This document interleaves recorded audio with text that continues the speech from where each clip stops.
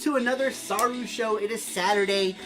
We didn't do Saru show last week because we had stuff to do. I was really busy working on artwork and pixel stuff, which I still am, but I wasn't going to skip Saru show this week because this week we have a really cool Saru show.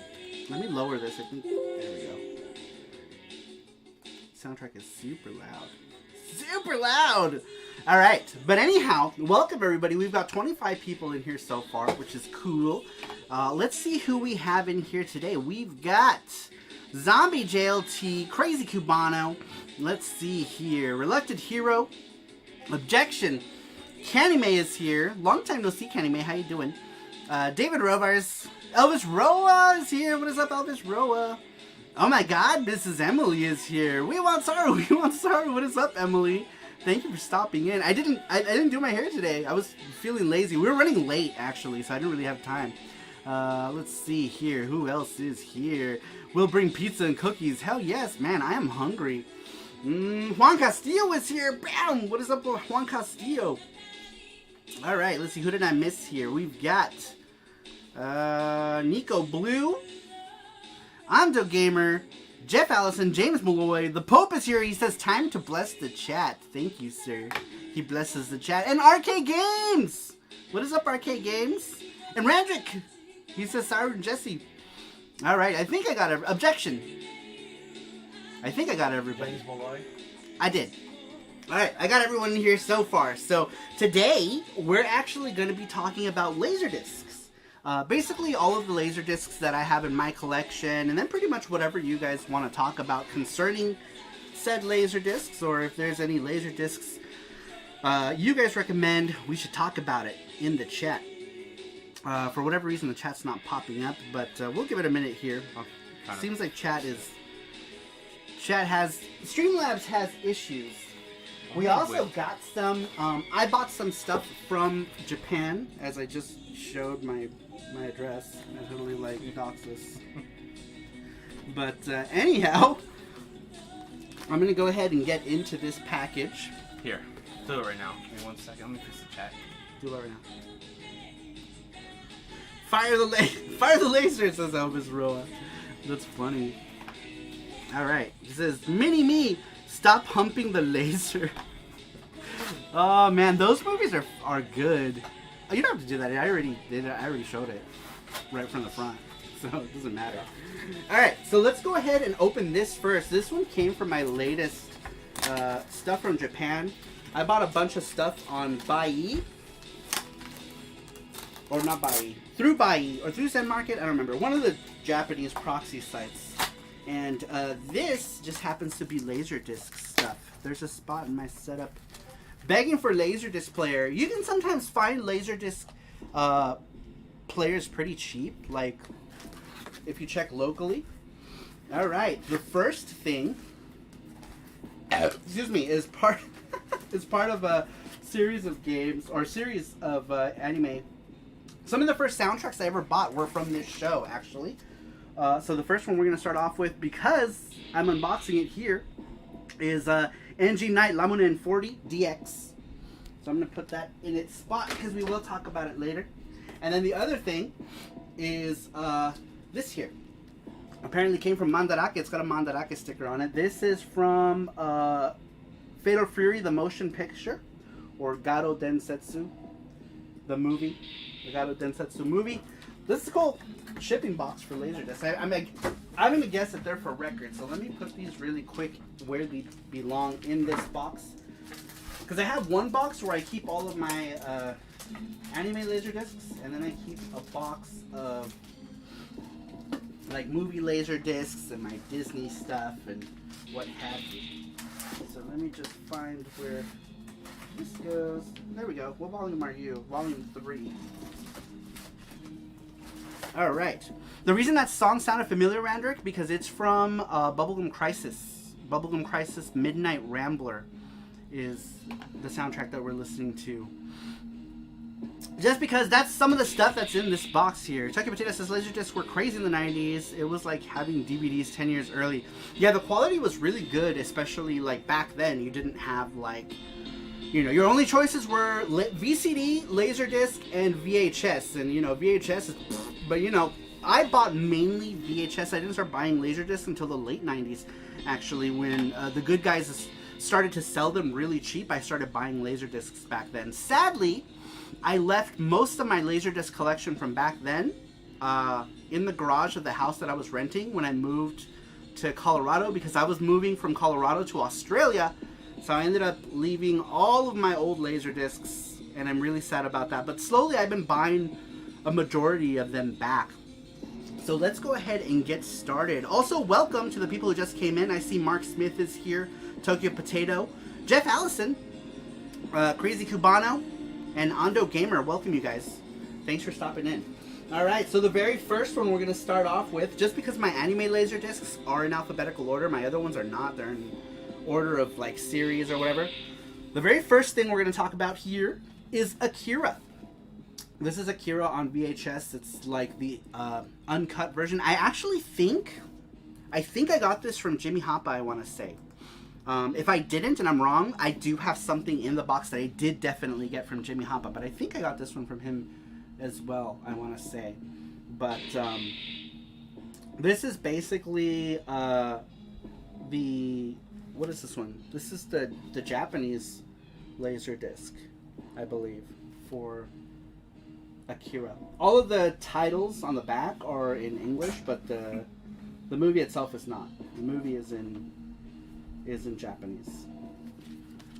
But I figured we would start with that. This one, of course, comes with 2 LDs. This is what I loved about LD. Normally you would have like a sheet with like some information, but I don't know if that's present in this one. Oh yeah, you do. It is in here. Yeah, a lot of LDs would have this stuff. This is all the people who worked on it. And then on the other side you have like just more information about it. About Akira. What is Akira? Talking about the music of Akira. And then liner notes from the people who worked on it, etc., etc. Let me put this back in carefully, so I don't want to mess it up. But this Matthew one is. Roach is here. What's up, Matthew? He says, "Hey there. What's up, man?" I'm trying to carefully put this back in because it's in like really good condition. I don't want to mess it up. And of course, I mess it up. Alright, so I have, like I said, just regular movie Laserdisc, so we're going to go back and forth with one animated, one anime, and one regular movie. The regular movies, I'm not sure exactly what order they're in, but we will soon find out. I'm going to keep a stack of my anime stuff here. Alright, so the first one in this box is Batman Forever. Not exactly the best Batman movie, but it is what it is. What, table? Yeah. I thought you were doing that first. I'm going back and forth between them. You can give me that before we forget it. Oh, this? Yeah. Thank you. I want you to keep bending down. Alright, so anyhow, first one, Batman Forever, not exactly the best movie. You've got Jim Carrey playing himself. Because he pretty much plays like the same character. You could have left that on the floor actually, because it's gonna, like I said, it's too heavy for that table. It'll destroy it. Don't worry about it. I got it. Okay, sorry. Have a seat. I just don't want you to. I'm hurt good. Your stomach. Anyhow, Batman Forever. Not the best movie. Alright, so I'm just gonna leave these here. Let's see. Sorry I'm late. ¿Qué onda con el Saru? Says Wreck-It Rez. ¿Qué onda? Jason Malloy says, I've never actually watched a LD except for demos playing in stores. Couldn't afford a player back then. Yeah, they were super expensive back when like Laserdisc was a thing. It was super expensive. I love that movie. I got into Batman thanks to that movie, says Brian. Wow. Certainly no one had a Laserdisc player around me growing up. Alright. I'm trying to see what order these are in. I'm not exactly sure. Here's a neat one. Alright, let's talk about one more movie. This one is the Japanese Indiana Jones and the Temple of Doom. There's the logo. I like how the logo is pretty much that same style. But this is just Japanese Temple of Doom. It's not actually dubbed in Japanese. This one is in English with hard-coded subtitles, I believe. I think. I'm pretty sure. I haven't seen it in forever. But I'm pretty sure it was not... I'm pretty sure it was in English with hard-coded subtitles. I don't remember. But, great movie. I remember seeing this in the theater as a kid. I remember seeing this. I was, I don't know, maybe 5 years old when I saw this. I was really young. And probably not a movie that I should have been watching at that age. But my parents didn't really care about, like, that kind of stuff. Or, like, censorship or whatever. We were pretty much allowed to watch whatever we wanted. This one just comes with the disc. And usually with LaserDiscs, for those of you who are unfamiliar, LaserDiscs only hold a certain amount of data on each side. So like one side would hold like half of the movie, usually an hour, I think, on each side it would be that it could hold. I think that's what the limit was. It was either an hour or, I don't know, don't quote me on that. But I think that's what it was. And this one also comes with an information card. There's like an old bug carcass that's in there from who knows when, because we don't have bugs in this house, but we did in our other apartments that we live in. This is another one of those liner notes explaining stuff about the movie. But yeah, a lot of these Japanese ones always came with usually like the staff. This is like all the people who worked on it on one side, and then liner notes, which was cool. Let me put this back in there carefully. Bug carcass and all. Bug carcass goes back into the I think thing. we got that recently. I think so. Did we? No, I don't think so. I thought we got that in Japan. Oh yeah, but it wasn't like super recent. Okay. Oh yeah. They did come from Japan, but it. Okay. When you say recently, I think in like the last couple years. Oh. All right. Moving on. All right, back to the anime box. Except, let's see here. Let me look at chat really quick. We got 32 people in the chat. Thanks for stopping in, everybody. Loving the music, says Jeff Allison. Yeah, you can't go wrong with Bubblegum Crisis stuff.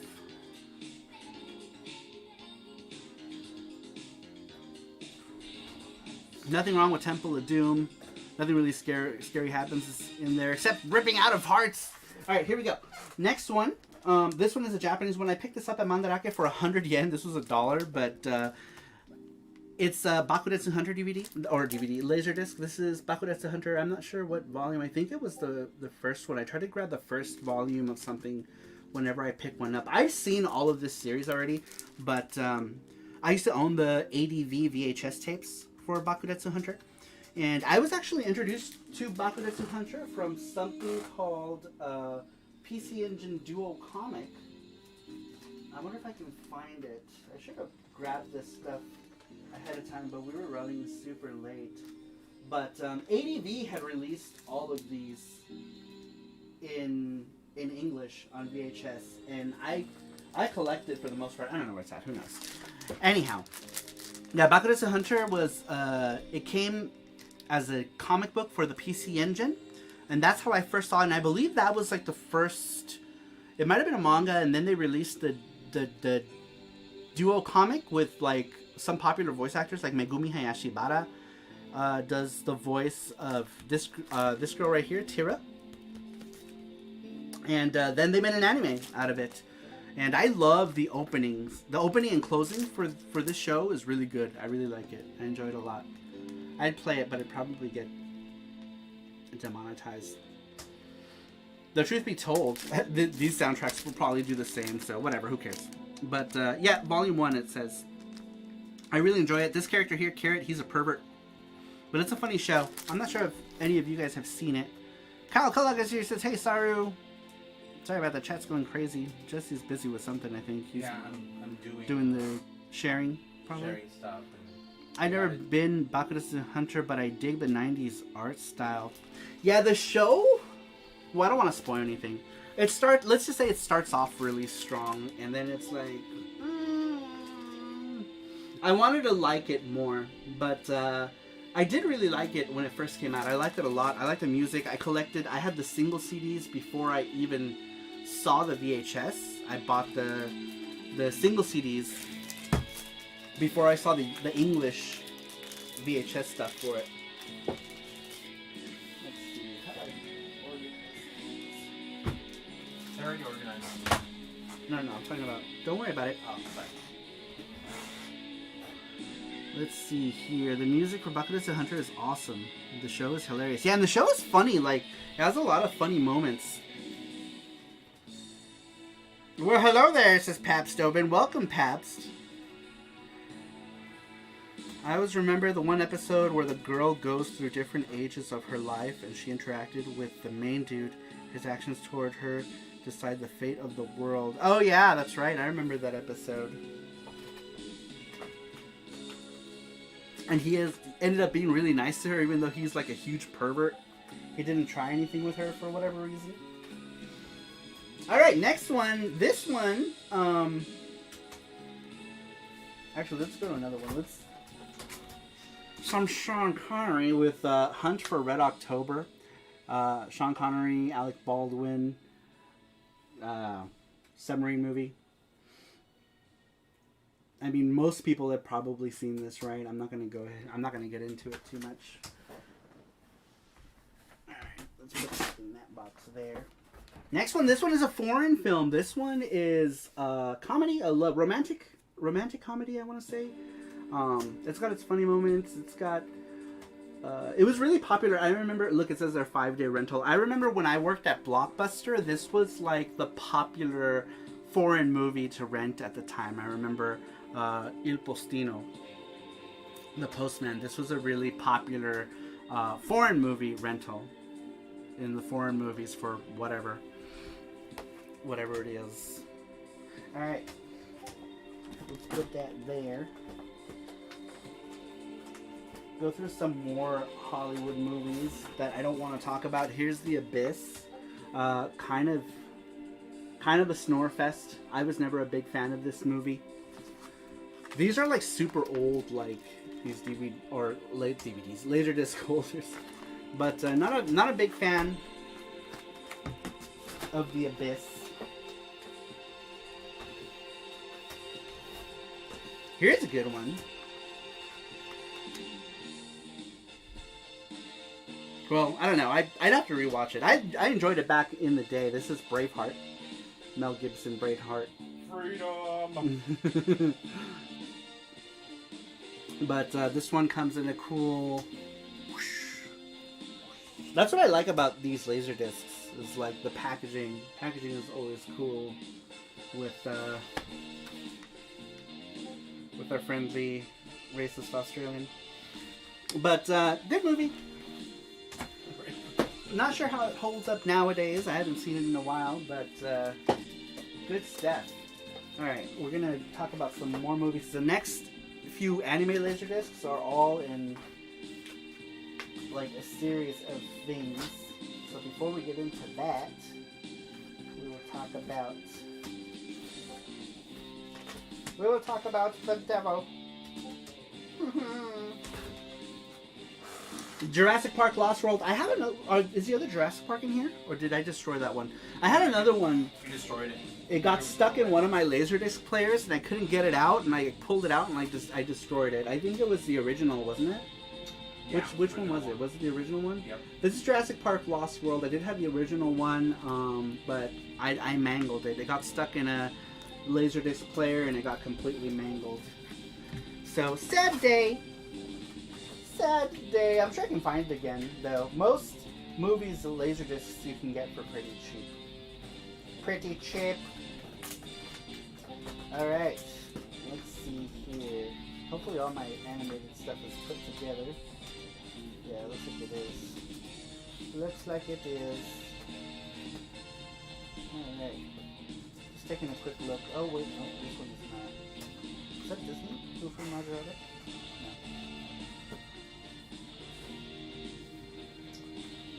No. Haha! All right. Let's talk about two more. I'm done. Added to the Google Docs thing to when you read the questions. Oh, the questions? Very cool. All right, so Jesse's going to get back to reading the chat. Great boobies and great heart and abyss. Jin Chan is here. What's up, Jin Chan? Wonka says LaserDiscs is so nostalgic. I never collect them though. Matthew Roach says rest in peace, LaserDisc. Yeah. Well, David Rover donated $5. He says dropping a little support before my internet dies out tonight. Keep up the good work, guys. Oh, David Rover, thank you so much. Thank you for the I really donation. appreciate that. Hopefully your internet sticks around long enough so you can watch more of the show. But we're gonna talk about these here. I love these. Who doesn't love like Die Hard, right? It's like best Christmas movie. I don't know why that was such an argument on the internet about that.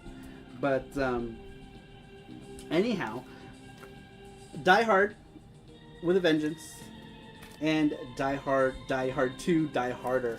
This one actually has a tag in it from the Warehouse. I don't know how many people remember the Warehouse, but I used to buy shit tons of stuff from the Warehouse. And then the Warehouse became Music Plus. I don't know if you guys remember that, but this is how much it cost back in the day. Oh, I remember the Warehouse.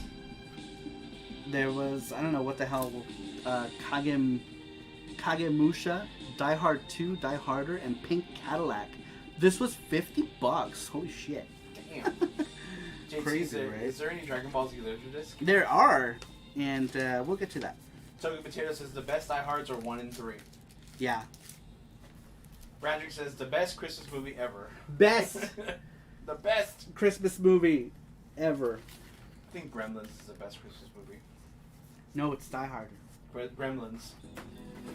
I love Gremlins, though. I love Gizmo. Who doesn't love Gizmo? Magic says never liked the new Die Hard movies. Love the first 3. What was the fourth one? Die Another Day. Die Hardest. Die Harded. Die. And speaking of holiday movies, here's another one, Independence Day. It's a very cheerful That's movie. a Christmas movie. It's a Christmas movie. Even though it's called Independence Day. But I enjoy this one. There's like lots of mixed things. There's actually a TurboGrafx GT in this movie. If you remember, I don't remember what it was used for. I should rewatch it, but I do remember that the TurboGrafx or the PC Engine GT, I don't know which version it was. It just says NEC on the back of it, so it could be either or. That's cool. But yeah, the TurboGrafx portable or PC Engine portable, the GT is in this movie somewhere for a hot minute. Remember, he's like looking for it. Chris Tang is here. What's up, Chris Tang? Long time no see. He says, my favorite Christmas movie is Santa's Sleigh. Bill Goldberg, the wrestler, is Santa Claus, Satan, and goes around killing people. It's epic and awesome. What? Ando says, I've never seen a Die Hard movie, but the Warehouse was great. They sold so much porn, lol. Oh my god, they did! They did sell porn. And they sold games. So the Warehouse is where I got my copy of Mega Man 3 back in the day when it first came out. I remember getting it there brand new, and I was like, oh my gosh, Mega Man 3. That's like my most vivid memory of the Warehouse. Because I remember just how happy I was when Mega Man 3 came out, and I picked it up there. Brand new. And I went home, and all my friends were like, let's go play Mega Man at your house. I was like, no, fuck you. No, I didn't do that. I let them come over. Usually, it was always people would come over when I was a kid. Neighborhood kids would come over, and they'd play games in my house. Well, as the saying goes, sex sells, says Matthew. Yeah, pretty much. Santa says you're next. Alright, so now let's go back to the anime box, because the next one is a series of movies for LaserDiscs. LaserDiscs. Give a feel, LaserDiscs! Says Krampus is my favorite X-Men movie. Alright. Since we are listening to Bubblegum Crisis music, this one here, this is Bubblegum Crisis Revenge Road. I used to have the Animego ones, but I ended up leaving them. I don't have them anymore, but I originally had the Animego LaserDiscs for them. There were 5. I don't know if there were... I had 5 of them. They usually put like 2 OVAs per disc on each side, because one of them was like the music thing, I think. 4 of them contained the LDs, but I had 5 LaserDiscs. I don't remember how many there actually were, but I had 5 Animego LaserDiscs. I no longer have them, unfortunately. But this one is the Japanese one. It's got artwork by my absolute favorite artist of all, Kenichi Sonoda. And this one's great. I like all of them. They're all really good. Perhaps said LaserDisc. Man, that would be awesome. LaserDiscs. LaserDiscs! Matthew Roach says, love Bubblegum Crisis. I know, it's like classic cyberpunk anime. Alright, next one. And this one is where I believe the series like took like a really sharp turn for like the better. I remember when I first saw Bubblegum Crisis Moonlight Rambler on VHS, of course. Back then, we traded a lot of VHS. We didn't have any originals. I didn't have any originals on VHS until much later. I think until the 7th and 8th movie is when I actually bought them on VHS.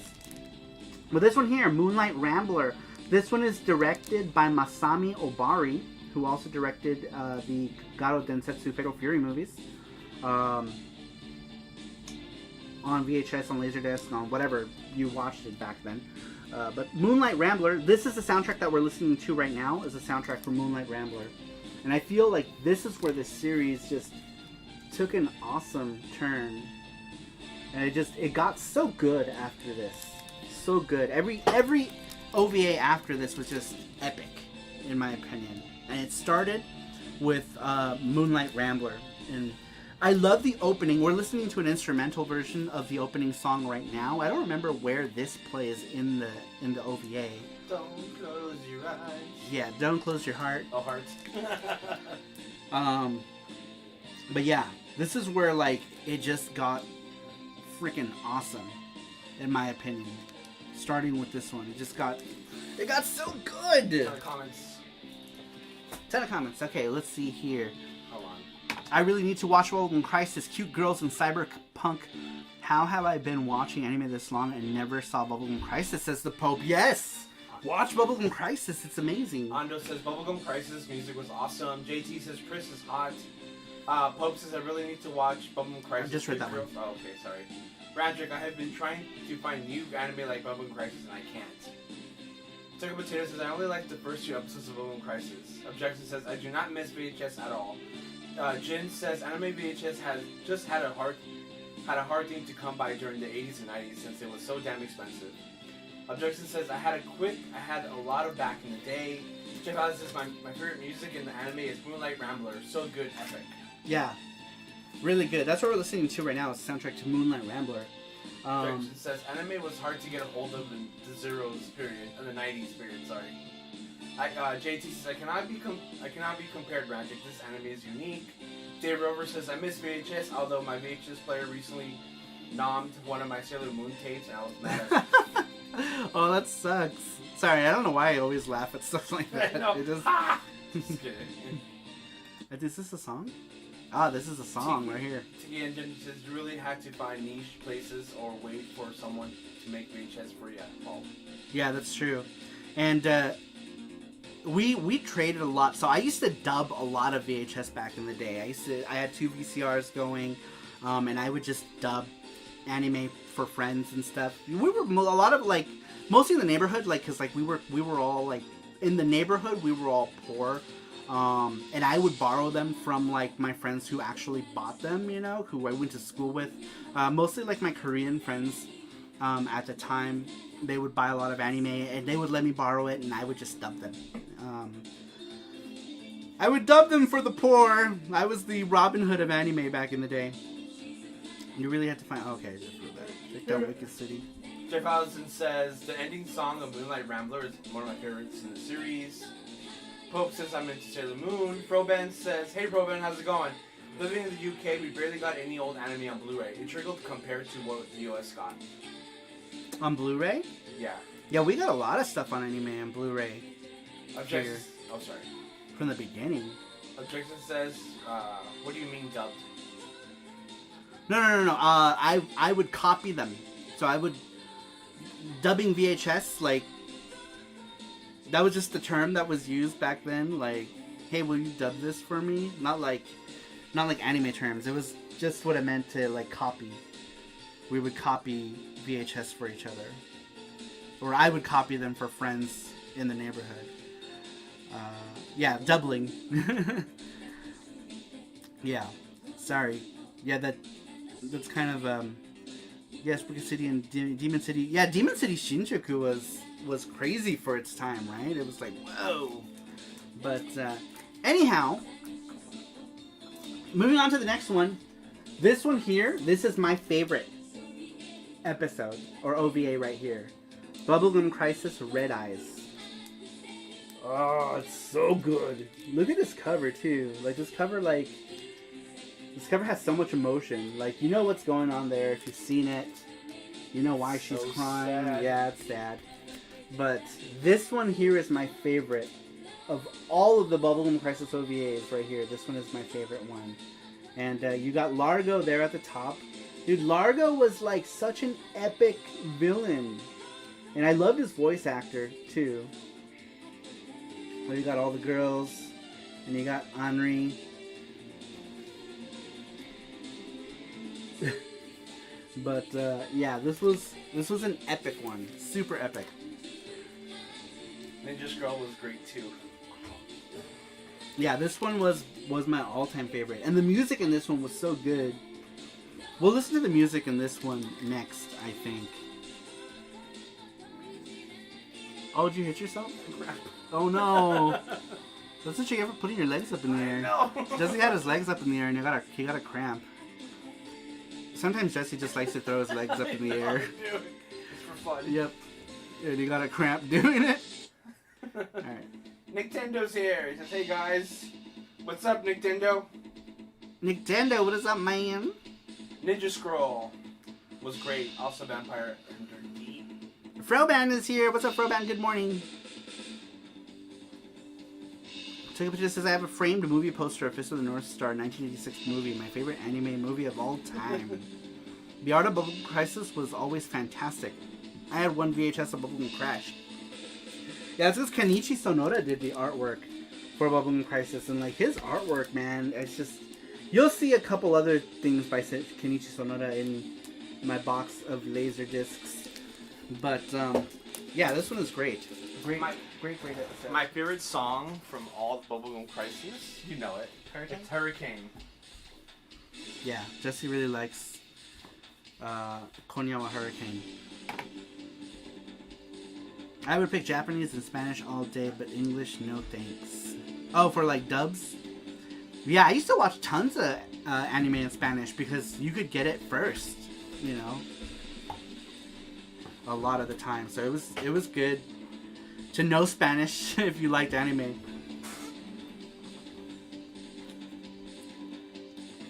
Oh yeah, Mr. Dandy is a great song too.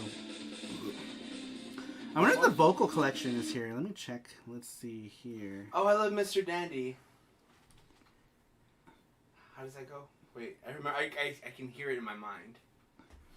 Hey, Mr. Dandy. Hey, Mr. Joy. Gaga yaki nagare. Woo! I can't. No, I guess not. I guess they have them. They have them all arranged by the different ones. So I guess we're gonna move to Red Eyes. Hurricane.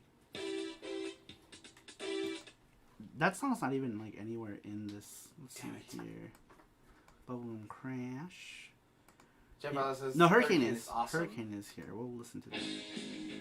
Yes. For Jesse. Jesse wants to listen to Hurricane. We'll listen to Hurricane. Put it up. Yeah, this is at max volume. Oh, I can put the computer louder, but that's okay.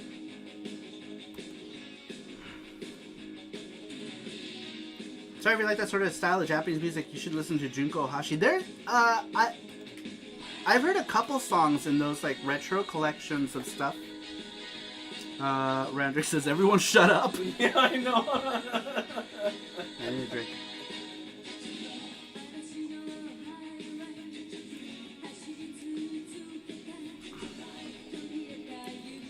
Jesse's sticking his leg out again. You're gonna get cramped. I know. Jesse has short legs, so he just likes to throw them up in the air. But sometimes he gets cramps.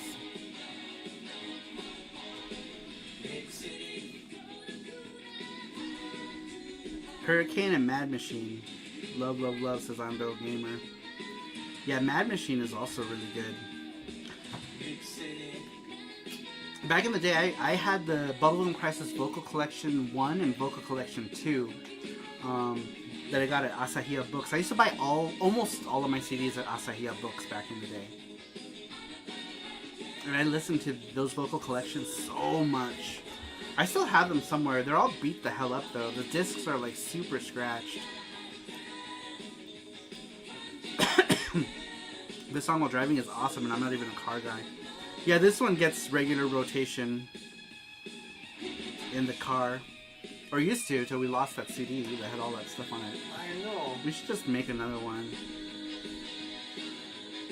You feel so cool, Rand. Princess Fire, says JT. This is the best song from that series. Yeah, this one is really good. It's like an instant favorite. God, I remember the first time I saw this. This is what sold me instantly. Like, I saw the beginning, I was like, wow, this is cool. You know, I was like 8 years old at the time, or 9. I was like 8 or 9 when I saw this. And my brother's friend had brought this over. His name was Chris Hornsby, I think was his name. I don't remember. But he was my brother's friend. I don't know if they're still... I don't think they're friends anymore. This was 30-something years ago, and he had brought it home. I was young. I had never seen, like, this kind of anime before. My brother was like, oh, you like all this anime shit? My friend let me borrow this tape.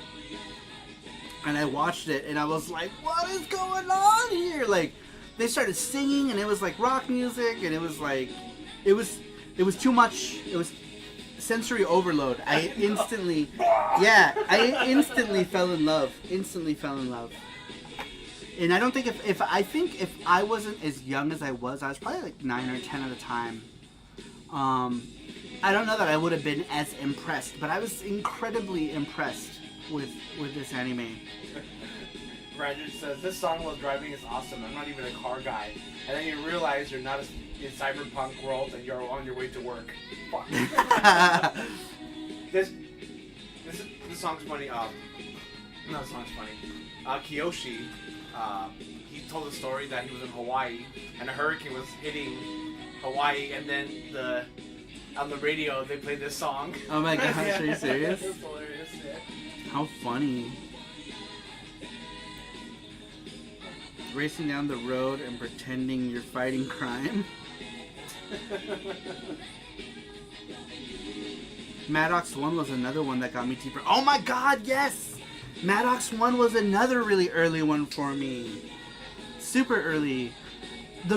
My early memories of like real anime, and I say real anime because like I used to watch like Robotech, right? Like back in the day, but that wasn't like real, like uncut anime.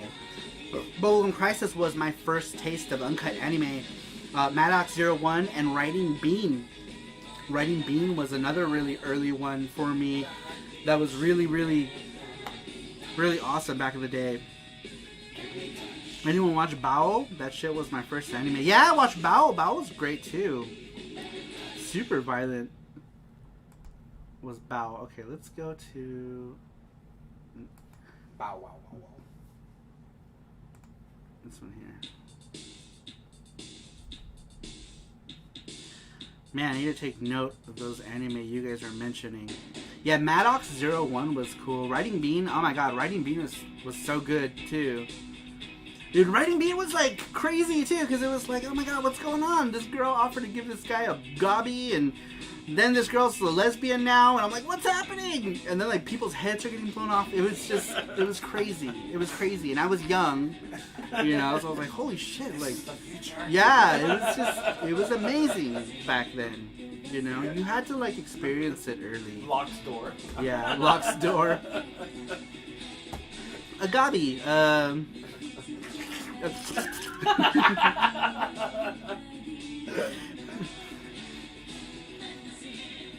remember digging it. I never saw Black Magic. I've always seen like the trailers and other anime for it, but I never actually saw it. I think Manga Entertainment released it in the US, I believe, but I never saw it. Gunbuster. Oh my god, Gunbuster was a good early one too. Gunbuster, what else was early for me? Dangayo. Dangayo was early for me, really good stuff. Love Dangayo. I watched Bubblegum Crisis 3 years ago and it became my favorite anime.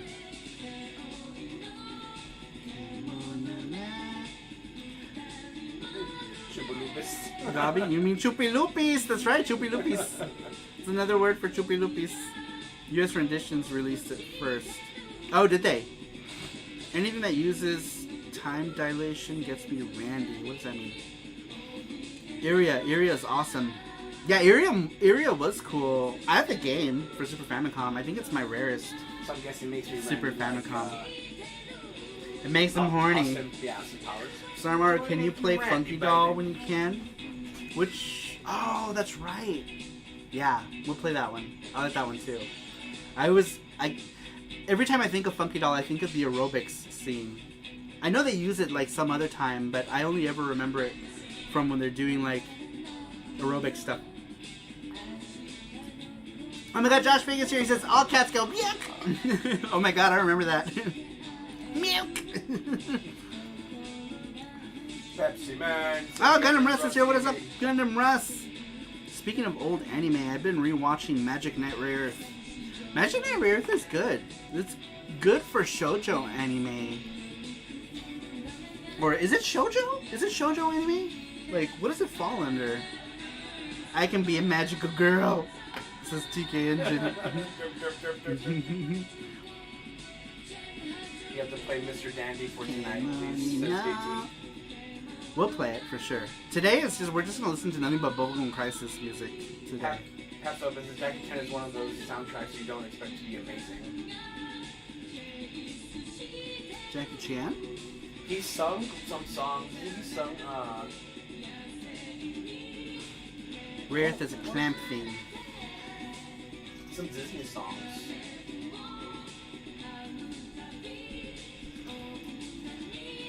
End of Summer Dokusei is a lost anime. Wasn't there a game for Dokusei also? There's a game on PC Engine for it? I think it does and is considered shoujo. Yeah, I thought it was shoujo. Oh, the PC Engine game says Paps. Oh yeah, the PC Engine game has... That's actually my favorite Hue Card soundtrack is Jackie Chan Actions Kung Fu is my favorite Hue Card soundtrack. Alright, next in the Laserdisc, we've been talking about these songs. Alright, Bubblegum Crisis 7, Double Vision. Another great one. This one connects to Bubblegum Crisis OVA 2. So you have to watch OVA 2 to know what's going on in this one. You pretty much should watch all of them regardless, right? But this one is directly related to the second OVA. And this one has an amazing opening with like a concert scene. It's really good. It's really, really good. Really good. I love it. And look at this artwork.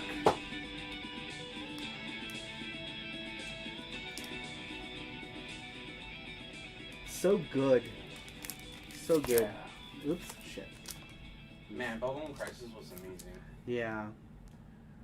And we recently picked up the Blu-ray. I watched the Blu-ray as soon as it got here. Jesse hasn't watched it. Jesse took off somewhere, but I stayed home and watched the whole thing as soon as it got here, from start to finish. We got a donation! Do Powerpuff Girls count as animes? That's Mackenzie. They have big eyes. Just messing with you. There is a Powerpuff Girls anime, actually. There is one. There is an anime for... Really? Yeah, there is. What the... Alright, this one's for Randrick. I love this one.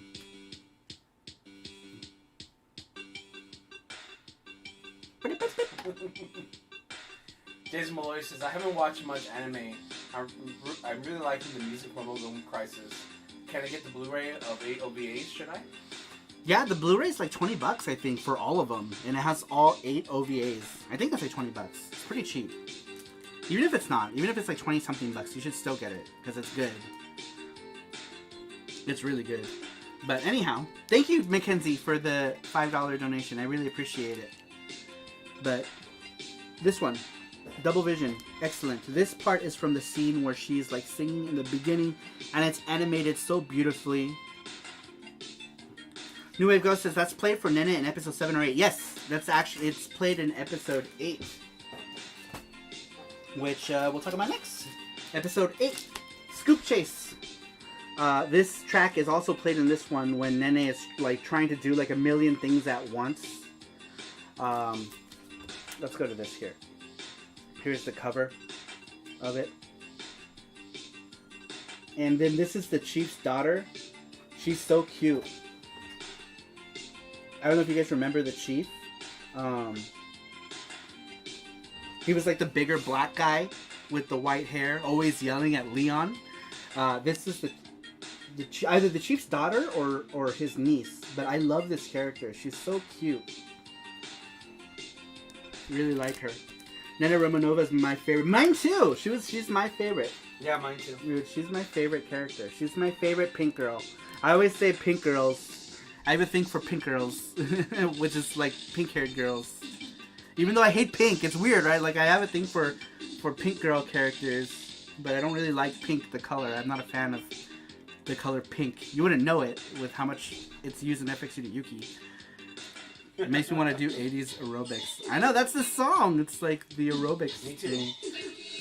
This artwork here, I'm most familiar with this artwork because it's the cover art for the Vocal Collection Volume 2. This was on the cover, I believe, of it. Or on the back label, I don't remember. But it was on that second album. But look at that art. And Kenichi Sonoda. Like, he was just amazing. Amazing artist. Like, I love his work. And he did everything with just, ink and Copic markers. And that was pretty much what he used mostly. Was Copic markers.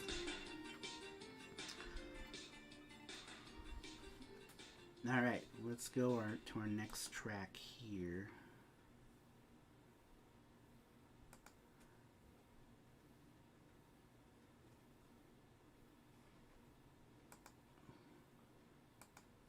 There we go. Wait. Was it 2? Oh, that's a good song too. Mackenzie says, am I the only one here? Most anime I watch is because I played the video games first without knowing anything about the anime itself. I mean, that's a good way to get into some of these as well. So there's a visual novel Bubblegum Crisis game on the PC Engine with the English translation. Yeah, it recently got a translation into English, which is cool. Oh wait, this is the Image song. Oh shit, this is Crash. What am I doing? Get out of here. Get out of here. That's not what I'm looking for.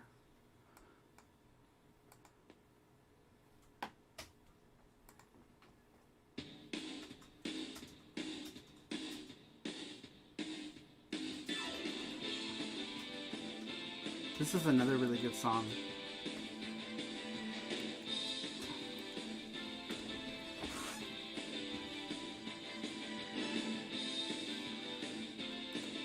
Which ending theme was, it's the first one, isn't it?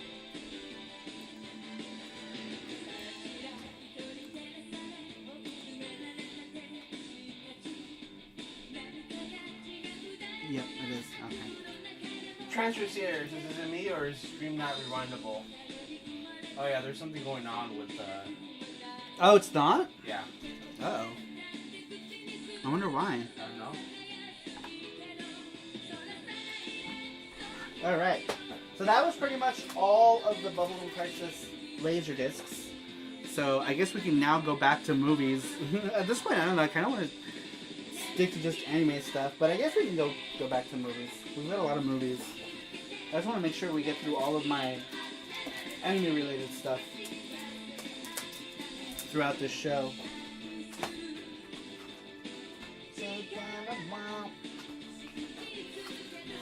Oh my gosh. Star Trek. We got a bunch of Star Trek movies. We got Star Trek First Contact. Oh, Nick donated $15. Thank you, Nick. I really appreciate that. Nick. Thank you, Nick. Thank you for that. I appreciate that. Star Trek. Says Space Game. Hopefully you didn't watch the Tales of Eternity on anime. I haven't. Oh, yes, I did. I did watch it.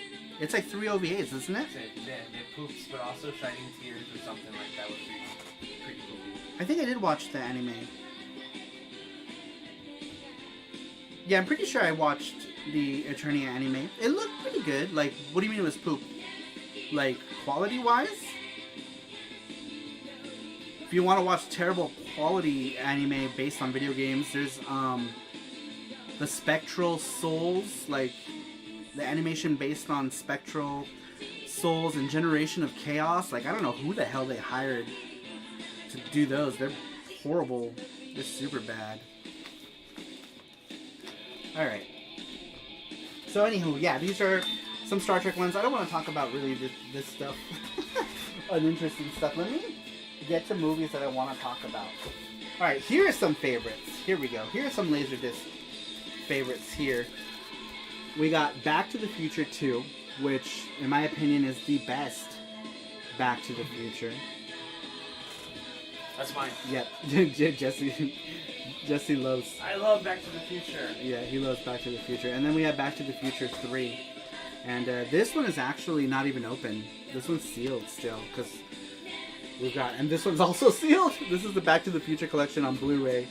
But Jesse wanted to show that. He loves it. That's his collection there.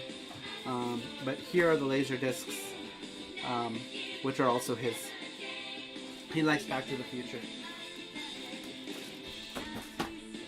Let's see here. We got Species, bleh. It was alright. And he said, I'll be right back. I need to install my new fans for my PC, lol. Have fun. As he locks the door. Just kidding. I know, as he locks the door. Yeah, right. Grabs the lotion. This is a Laserdisc Sampler. This came with some like Laserdisc. When you bought them, they came with these like sampler CDs. Jim Carrey's The Mask. Jesse likes this. I don't. I can't stand this movie really. I love The Mask. Jesse likes it. It's a classic. So we have it. Now here's one that's a classic. You want to talk about a classic? Weird Science. Yes, Weird Science. This one is a classic, right? It's my creation. Is it real? It's my creation. Woo! Sorry. This is a cool movie. And this was only $5. It says $34.95. I guess that's what they wanted at Tower back in the day, but we picked it up at Zia for $5. $5. Cheap, cheap. Cheap, cheap. Alright, I guess we can get back to the box of anime. You know what? Let's go through all the movies and then just talk about the anime. How about that? We'll go through all the movies and then go back to the anime box. Where's Howard the Duck? Oh man, that's a Laserdisc I want. I don't have Howard the Duck, unfortunately. But we do have Radio Flyer. Look at this. Was $6.99 at Streetlight Records in San Jose. Jesse took me to that store because Jesse's from San Jose. I'm sure you all know that. And we picked this up. Do you remember? He's trying not to talk about San Jose. But that's where this came from. Kind of a sad movie. I know. And the ending is like, how do you interpret the ending? Like, how do most people interpret the ending? I always interpret it as like he was trying to free himself from his life and drove off the cliff and killed himself. I don't know if that's like me being morbid, or if it was supposed to be like, oh, he did fly away and he flew to happiness, or I always thought he flew to his death, but I guess it depends on your interpretation of it. Star Mario Weird Science, nothing is better than a Game Boy and chocolate cake, says Mackenzie. LD the LP of videos, says New Wave Ghost. San Jose represent. Oh, Reluctant Hero is here. Yes, he's from San Jose also. He heard San Jose and came in. Yes. Roger says, man, we need to do a karaoke night with Jesse. That'd be fun. Face Shade says, Jesse's a great singer, Randrick. Ando Gamer says, I miss Tower Records. There's a Tower Records in Japan. A couple. When we went to Osaka. Yeah, Tower Records still a thing in Japan. That's because you have a macabre sense of humor, like me, Saru, says David Rober. You watched it, right? Like, is that like not what is the first thing that comes to mind? You're like, oh, that's sad. He probably flew to his death. You know what I mean? But a lot of these that I'm going to show here are recent pickups from Zia Records. They still have the labels on them. Look at this. We picked this up recently. I haven't even seen this Laserdisc. We just grabbed it. All the ones that have these tags, we haven't even watched them yet because they're recent purchases. So this is Major League. That was iconic artwork right there. I remember seeing this in the bus stops when they would do like the movie posters in the bus stops. I remember seeing that everywhere at that time. Movie's alright, but I have yet to see this one because this is a recent purchase. We have a Zia Records here, so all the ones that you see with these labels means that we got them recently, which is quite a number of them. The Crow, sad. I mean, not the movie, but I mean, you know, Brandon Lee, that whole thing. $3, can't beat that. Can't beat that. Lassie, I'm not sure where Lassie came from, but we got Lassie. Lassie dies a horrible death. No, he doesn't. I know. He drowns. He drowns to death. She drowns to death. And then she's eaten by crocodiles. But, speaking of dogs, more dogs. Beethoven second. This was a fun movie. These were fun. The first and second movie were fun. And then after that was just kind of... yeah, it's like, what the fuck? Just kind of bleh. Stop. Lassie went back to her home planet, says Makoto. Lassie dies. Spoiler. No, she doesn't die. Does she die? She doesn't die, right? No. She gets shot. Oh no, that's She gets shot between the eyes. The Crow, Terminator, Titanic, The Matrix, all movies I saw in the movies more than 4 times before they were pulled out. Wow. I don't think I haven't seen any movie multiple times except for The Lion King. I saw The Lion King twice when it was in theaters, and then they brought it back, and I saw it 2 more times. Yeah. I saw Titanic like 4 times. Ew, did you really? Yeah, my friends wanted to go see some tits. That's basically what it was. Well, it's been years since I saw those movies, says Zombie. My favorite dog movie is Homeward Bound. That is a good one. Went to Tower Records in Shibuya, says Randrick. Yeah, there's one else like that too. My favorite dog was Benji, says Brian. Cujo Hearts. A friend of mine had it timed. We went to the movies. And he just kept looking at his watch. He's like, let's go to Titanic right now. I was like, we all went, sneak in, and when they popped in, like, the first 5 minutes, just tits. It was just tits. He's like, he knew. Welcome. Then it was done, he's like, okay, let's go back to our own movie. Welcome to tits. It's like he had it timed on how long it took. It was just really dedication to look at tits. Home Alone 2. The first Home Alone 1 and Home Alone 2, they were classic, right? The first one and the second one, they were classic movies. I like 3. Yeah, 3 was good too. It was fun. Was that all they made? 1, 2, and 3? No, they made more. Did they? Yeah. They made like 2 more after 3. See, it's funny because I didn't think I was going to like 3 because Macaulay Culkin was not, no longer in it. Yeah. I'm like, who's this new kid? But it ended up being good. Yeah. It ended up being fun. It was still a fun movie to watch. Scarlett Johansson was in that movie. Oh, that's right. Yeah. That was, I think, the first thing that... Well, not... The first thing I ever saw her in was Home Alone. But, yeah, the first 3 movies were okay. This one, of course, is everyone's favorite, right? Home Alone 2, Lost in New York. This is, like, the quintessential Home Alone, I want to say. I think everyone likes this one. I saw the second one, and then I saw the first one. Oh, did you? Yeah. A lot of movies are like that for me. I don't know why. Yeah, I had seen them. I saw them in order, thankfully. Here's one. I think this one was recent purchase. I've never seen it, so I can't really talk about this one. Tupac and whoever. Who is this? Tim Roth? Whoever the other guy I don't is. Tupac. I don't know who Tim Roth is. Tupac? I haven't seen this though, so I don't know. I can't talk about it. That was a recent acquisition. The Pope said Home Alone 6, Die Hard 7, Rambo 12. I haven't seen this either. I don't even know where the hell this came from. Where did this come from? Let me see. It's Always? Mine. With John Goodman, Richard Dreyfuss, and Holly Hunter? That's mine. Jesse says that's his. I don't know. I haven't seen it. Alright, we're going to get to some animated ones. This is the third one where he goes to New York. No, it's the second one. That's the second one. Second one is where he goes to New York. Alright, here's an animated one. This one's a recent acquisition. You can see the price tag from Zia. Land Before Time. Good movie. Yeah. Sad. Good animated stuff. Who is this? Is this Don Bluth? Who made these? I don't know. Is it a Don Bluth movie? It doesn't say. From the creators of American Tail. Yes, Don Bluth made American Tail. That's weird. Normally they put like his name like smack on the cover. Why isn't it on here anywhere? Oh, here it is. Directed by Don Bluth. Right there. Yeah, it is Don Bluth.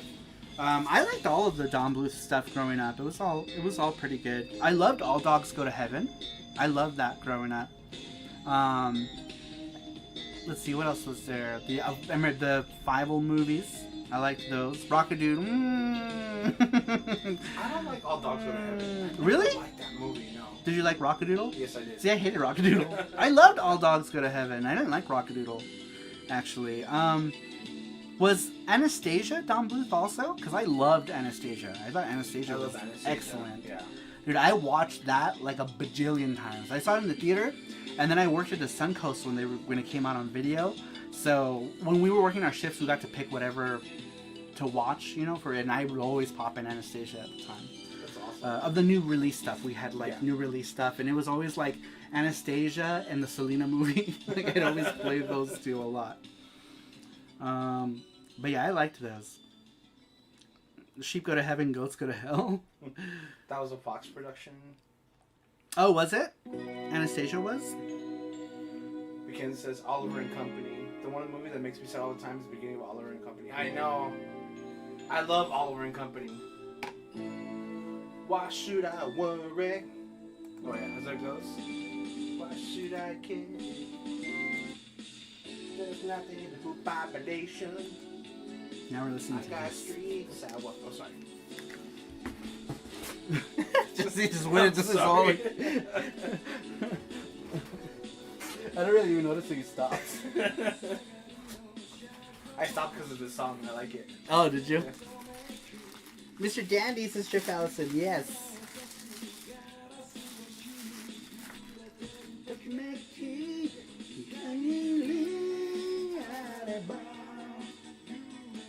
Once in a generation, a film comes to mind. This one was a recent acquisition. It was $3. $3. I love this movie. I loved Who Framed Roger Rabbit. Yeah, me too. One of my favorite movies. It was good. Yeah. And it was like mind-blowing what they did at the time, right? Like I'd never seen anything like this before this movie. Because I'm pretty sure there was nothing like this, right? Before this. No. And yeah, not until Space Jam at least. But yes, Who Framed Roger Rabbit? Great stuff. Great stuff. What am I? Let's see here. You guys are making me feel old. Lol. Yes, Mr. Dandy. Technically, Anastasia is a Disney movie now. Oh, interesting. She's a princess. The Saru crew skews older in demographics. Yes, we're technically we are the retro crowd here with the Saru crew. So the majority of you guys in here,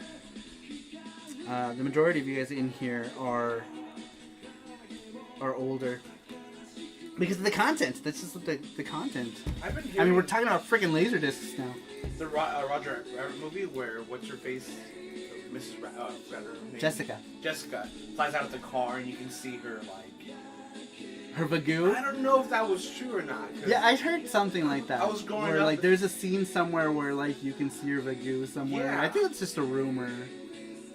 They took it off the DVD or whatever. I don't even Oh, like know. in the original VHS? Yeah, I don't know. Like, maybe, like, somehow it slipped in there? Yeah, I'm not sure if that's true or not. It could be one of those, like, stupid rumors. Yeah, I think there's something... Oh, Cool World. You remember Cool World? Yeah, I remember Cool World. You're all about ready to collect Social Security? We're not that old. I mean, some of us might be. But, I mean, that's okay. Early Brad Pitt movie. It was a rumor, says David Rover. Oh, okay. So, no, I guess there was no cartoon Vagoo in Roger Rabbit. But, man, this came from somewhere called Laserland for $40. I'm kind of curious what the hell Laserland was. But that's pretty cool. And then it made its way to something called Brick and Brack, and it sold there for $4.95. And then it made its way to Zia, and it sold at Zia for $2.99.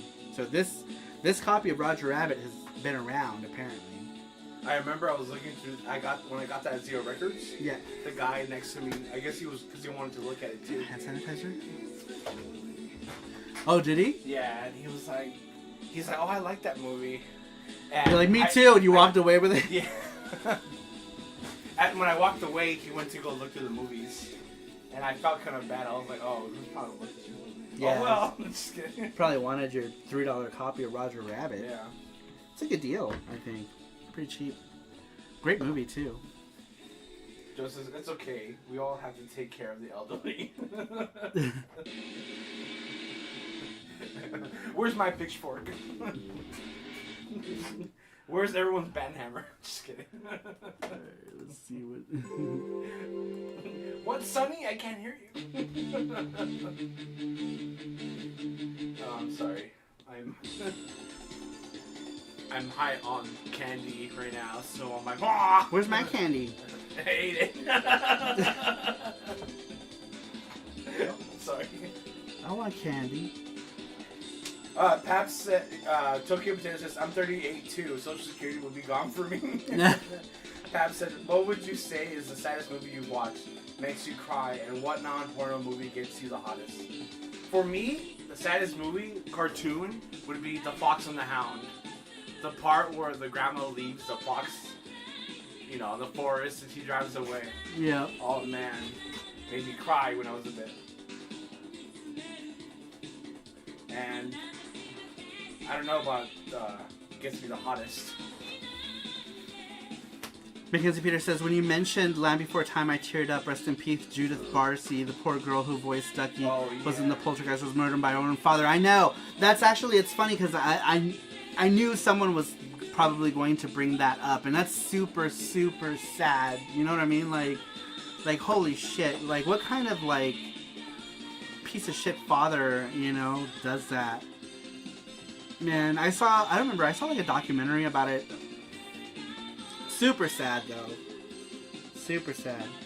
Saddest movie is Grave of the Fireflies. Oh my god! Jesus. Jesus, you guys. Alright, welcome to Downer Chat. So, Saru, do you about Ampanman or Neander Kamen? I don't have anything Anpanman. I do know Anpanman. It's like super classic in Japan. I know the Anpanman song. Let's see here. Saddest is Anthem of the Heart. Kokosake. Hottest, I don't know. I usually watch specific movies for that stuff. Yeah, Grave of the Fireflies is hard to watch. Yeah, it's everyone's scared of Grave of the What is it? Scared me with Grave of the Fireflies. What did they do with her dad? Did he get... I don't know what happened. What happened with the father the voice of Ducky. But saddest movie, Never Ending Story. Hottest movie, too many to count. Anything with anime titties? Yeah, but Grave of the Fireflies is a movie about like post World War II. And it's just, I don't want to. We should watch it. We should watch it. It's like, it's sad, but I think you would like it.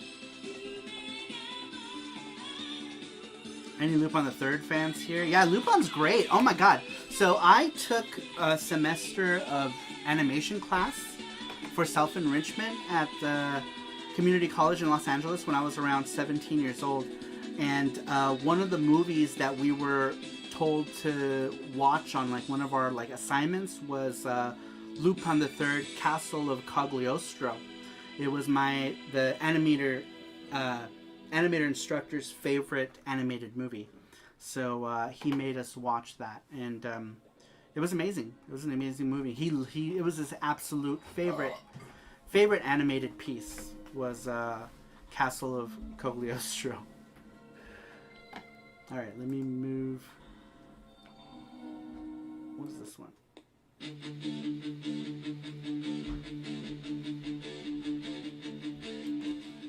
Boom, boom, boom, boom.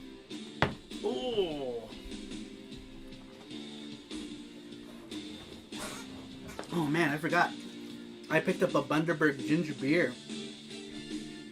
And this comes from, it's an Australian ginger beer. And this is a non-alcoholic beverage, but you can see like little bits of ginger in it. Super good. I used to love drinking these.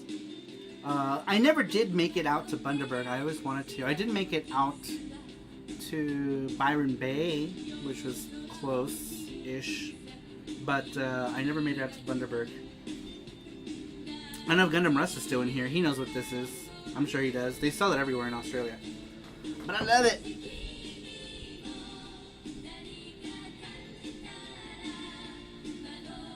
What's the crappiest anime film? Oh, there's so many. I know. There's so many bad anime movies. One of them that comes to mind is, what's his name? Kenny Lauderdale, the one he talked about that got him all those views, was Twinkle Nora Rock Me. That one was probably one of the worst animated Japanese OVAs ever. Dude, get me started on bad anime. Says Screw the Net. Oh, Screw the Net, what's up, man? Welcome. Mark Smith says, my father's side of my family is Jamaican. Jamaicans love ginger beer. Do they? That's awesome, Mark Smith. That is cool. Yeah, this stuff is good. Very good.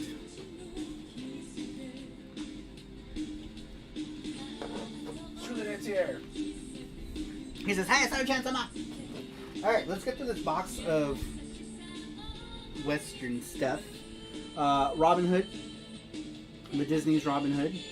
Cute movie. Gift-tastic. But, classic movie. Movie was okay. And then, of course, here's a Disney classic right here. Aladdin, rest in peace, Robin Williams. God, this is such a good movie.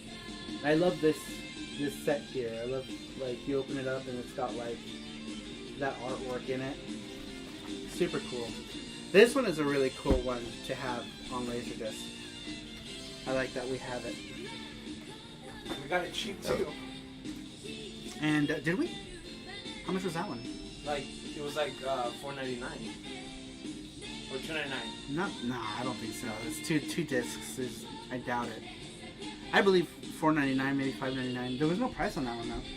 Mark says, believe it or not, I've never seen Aladdin. Oh my gosh! Let's watch it right now for Mark Smith. Yeah, we're gonna stream it right now and get our channel insta Disney's banned. gonna start knocking on our door. Time to hit up Disney Plus, says objection. And then of course Pocahontas, whatever. I was. What do you mean? What? Pocahontas. Good movie. Yeah, I mean, yeah, it's okay. Don't It's touch fine. my movie then. That's alright. Put that It's shit glad. down. You bought this one. I don't know. Disgrace. He's like, oh my god, Pocahontas! I was like, yay. And I think that's it. I think I threw in something. Ah, yes. Nope, there's one more. There's one more in the westerns, and this is heavy metal. This is a trip, man. I remember when I first saw this, I was like, holy shit, what is going on? And then I saw it again under substances. I don't do any substances anymore, but it's an interesting watch when you're doing things. I'm a good boy now. But this one, this was given to me by Jimmy Hoppa. Jimmy Hoppa gave me this Laserdisc, and I was like, dude, no way! When he gave me this, I was like, whoa! He's like, I don't know if you're into this. I was like, are you shitting me? This is great. Yeah, Jimmy Hoppa gave me this on Laserdisc. I did have, I had picked it up at Suncoast. When I was working at Suncoast, I picked up a VHS copy. Many moons ago. I don't have any VHS left anymore, except for some Tenchi Muyo, because they came in like those hard cases. But this one came in a paper, one of those, just a regular cardboard sleeve for VHS. I no longer have it, so I'm very happy that I have this Laserdisc, thanks to Jimmy Hoppa. He gave me this when he was here visiting. He gave me this Laserdisc, and I thought it was awesome. Really, really cool thing to get, because it's great, and I think everybody should watch it. If you haven't seen heavy metal, it's a trip. It's definitely a trip. All right, we're going to continue now with the LaserDisc animus. How many people do we have in here? 46 people. Actually, before we get to that, let me lower this. We did already talk about some anime LaserDiscs, but we have a lot more. We have a lot more anime LaserDiscs that we're going to get into and we're going to talk about. But Sorry. Excusez-moi. Give me 1 second. Let me just look for something. I don't know. Whatever. Anyhow, before we get into the rest of the LaserDiscs, one of the sections that we had on Sarushow that we were doing was called recommended YouTuber Game of the Week, right? Which was a video where I let people who were YouTubers create a video that they wanted to do and we'd play it on the channel. But I started thinking about that format. One, it's probably hard to get people to make a video specifically for this show. Even though it's for their exposure, not everybody might have the time to make a video. So we only got very few of those. One of them that was done by Johnny Graphics was super amazing. He did a bang-up job on that video. And then he used it on his channel later on, which was super cool. But we're actually going to change the format. And going forward, it's going to be we're just going to pick somebody that's a YouTuber that's preferably under 5K. Because the whole point of showing it off is to get YouTubers some sort of exposure. If you're above 5K, you don't need you don't need my exposure. So preferably people under 2K, but you know, we'll do some that are above that. So under 5K is what we're gonna say as far as what we're going to be doing. But now what we're gonna do is we're just gonna do the shout out for that person. We're gonna just take our own clips, and it's not just gonna be people who do videos, because not everybody is a freaking YouTube Hollywood producer, right? Like, not everybody can make those videos. So I'm gonna shout out everybody. People who stream, people who do both, who do videos and do streams. Like, I do videos and I do streams, right? Not a lot of people do that. Some people only stream, but that doesn't mean that they shouldn't get exposure, that they shouldn't get shoutouts, right? Because nowadays a lot of people only stream. But guess what? Streams are fun. You guys are all here in a stream with me. Sometimes streams are just fun places to hang out.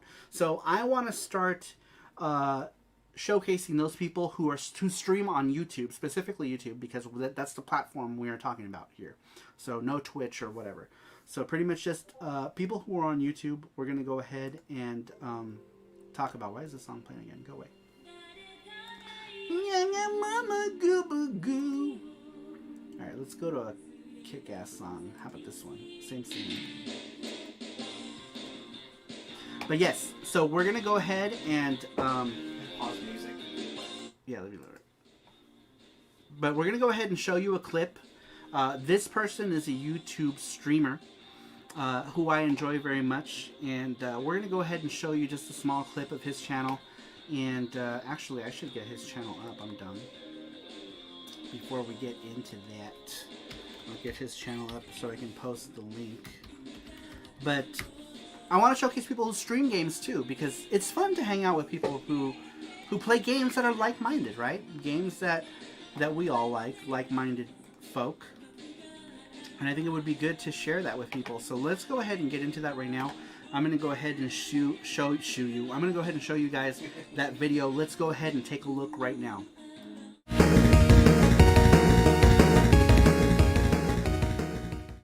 Alright, so let's go ahead and get the ball rolling with the first YouTube streamer we're going to talk about today, and that is Brian Trusty.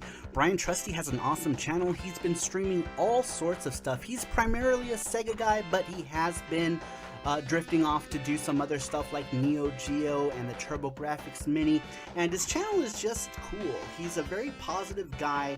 He plays all sorts of games. He likes to call himself a mediocre gamer because he doesn't think he's good at a lot of games, but he's pretty decent and probably doesn't give himself enough credit. But the guy's just really cool, and his overlays are awesome. He actually did our overlay for PC Engine Fridays, so if you've been to PC Engine Fridays, you've seen one of his overlays, and you'll see some of them here in this video right here. But the guy is just super cool, and I highly recommend him if you want to hang out in a cool stream that's just chill with a positive guy who's got a really cool attitude overall, and he plays a good variety of games, so there's always that. But like I said, if you are a Sega fan, definitely check him out because he's going to play a lot of Sega stuff. But if you're just a fan of positive streaming with a guy who plays games with a positive attitude, Brian Trusty is the guy. Definitely check him out. You won't regret it. Perhaps there's more to you than meets the eye. Alright, so that was... I accidentally cut it off. There was more to that, and I cut it off because I'm a dick, but I prematurely hit the button, so sorry about that. But that was pretty much the end of the video right there. And that is a link to Brian Trusty's channel, so make sure that you check him out. If you're into people who are streaming retro stuff, he's fun to watch, and he's a cool dude.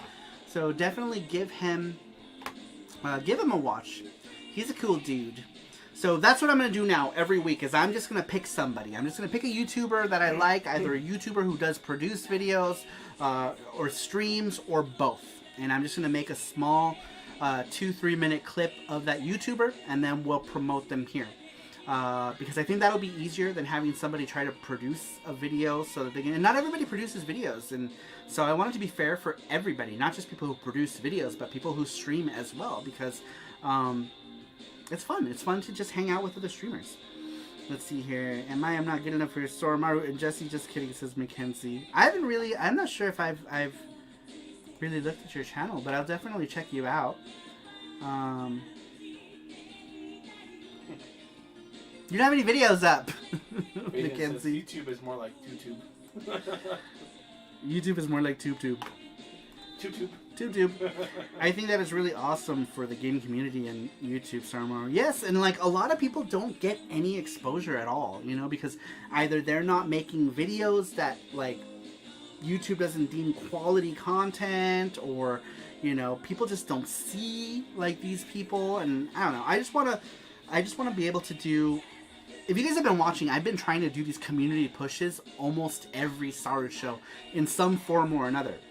So I figured this will be the best way, as I'll just do them, and hopefully the people that we do like don't have any issue with it. So I don't, because that might be an issue too. Like if someone is like, we try to shout someone out and then they like have a shit fit over it. Like hopefully that's not a thing. But maybe I'll just run it by them really quick and be like, hey, by the way, I just want to feature you. I should have told Brian Trusty, but I thought of this idea right before the show, which is another reason why we're late, is because I wanted to produce that little video clip of Brian Trusty.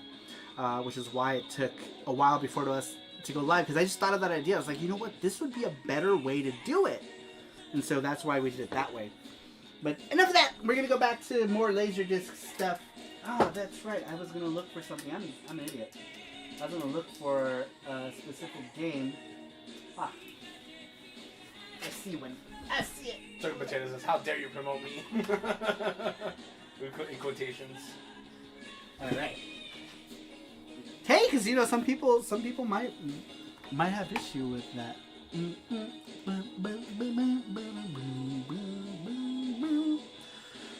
Brian Trusty smells funny, does he? All right. More Bubbling Crisis. Here we go. This one. All right. This next Laserdisc is something in relation to a video game series that I'm fond of. Very PC Engine related. And that is the Laserdisc for Cosmic Fantasy. Cosmic Fantasy! Look at Nyan. Nyan is cute.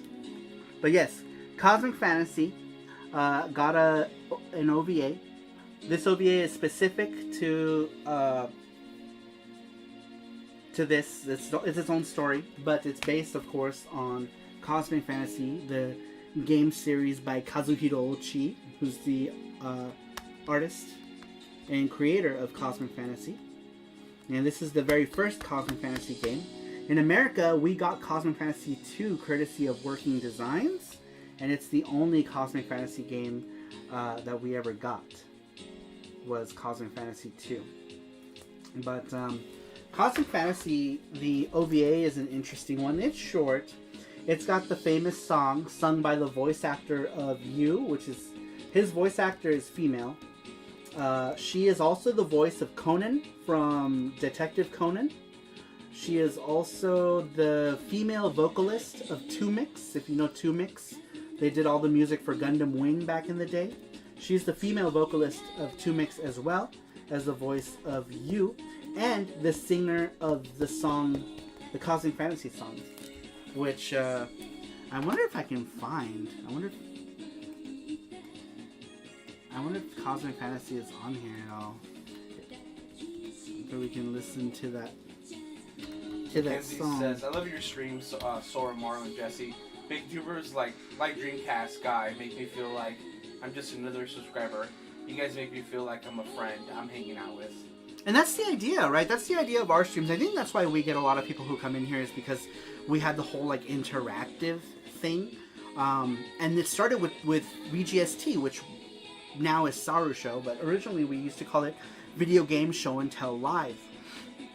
And it started with the Saturday show. That's when we started getting all the people, and it's because people wanted to join a stream where they can hang out and chat. And that's what VGST was. VGST was a hangout and chat show every Saturday, and we just turned it into Sarushow to incorporate new things, but it's still the same spirit. It's still the same type of live show where we all just hang out and talk about our favorite things.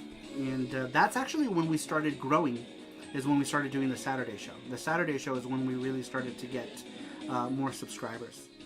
It's hard to personalize the experience when you have tens of thousands of subscribers. I mean, eventually it'll get that way, right? Like we'll eventually start to grow, but the Saturday show will still be here. It'll always be here. Shell's It here. is here. Also, welcome, Shell. All right, we're gonna pause Bubble and Crisis for a second because we gotta listen. Crazy Cubano says, "Stuff like this is why I'm now considered DJ as my Lord and Savior." What's up, Gabe? Welcome to the stream. Let's see if this. Patience says, "Praise Lord Saramaru." Bow down now and smash that like button. Bow down. I guess the song is not on this one. Maybe it's on 3. It started with 3, but we gotta listen to it. No? It's true that it says, "Hail the Lord Saramaru, San-chan konos domo senpai sama baka dono cutie pie." Here it is. Here's the song. Sung by whatever her name is. Cosmic Fantasy. Now we can talk about it. So, Cosmic Fantasy, like I said, she is the singer of this song that we're listening to right now. She's also the voice of you and the voice of a bunch of other people. This is a really cool OVA. I really like it. I like this series. I was very fond of the character designs for this. I thought they were really unique for its time. You got Saya. I don't know what they call her here, but in Japan her name is Saya. And his name is Yu. I think they call him like, what do they call him here? Viper or something? Working Designs always has to change their names. Because I think they called Rimu's name here is Babette for whatever reason. I don't know why Babette. What sort of name is Babette? But that's what they called Rimu here. Rimu got turned into Babette. She's not in here at all, I don't like think. the name Babette. Yeah, but there she is right there. You can barely see her, but that's her right there. In Japan, her name is Rimu. She looks like a Babette. She looks like a Babette. Where is she? Do you know what I'm talking about? Fantasy! Sorry.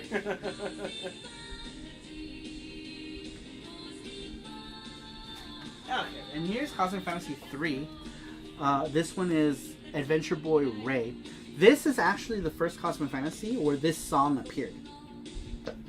The song Cosmic Fantasy first appeared in Cosmic Fantasy 3, then Cosmic Fantasy 4, and of course the Laserdisc. The Laserdisc was the last one to feature that song, and then after this was the end of the series. After this, there was no more. No more game, no more manga, no more anything. Go, Jessie, sing, says Randrick. She looks like a baguette, says David Rover.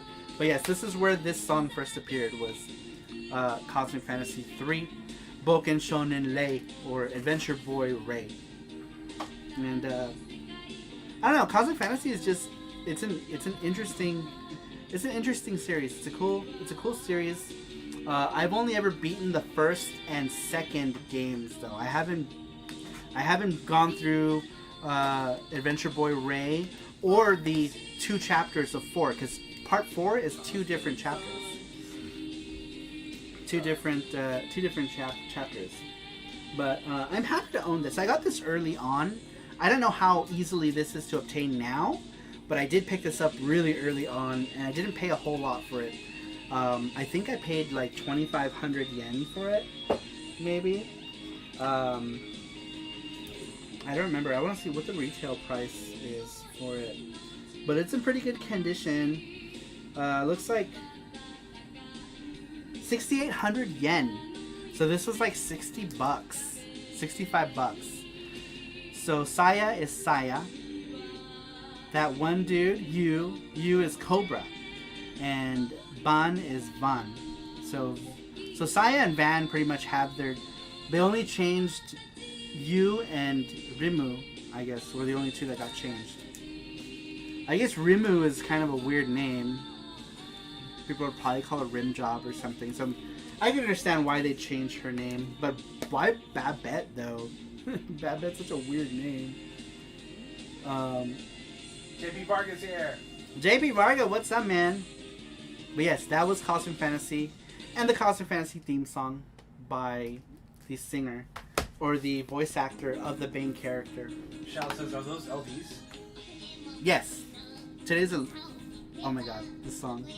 This is Nyan's song. The cat, this guy. That's his song. They made him sound all old in the English one, but this is his voice in the Japanese one. This is what he sounds like. I don't mind his English voice actor. I kind of like it, actually. But, it's a weird song. Alright. So is this every Saturday? We're going back to Bubblegum Crisis. Sorry about that.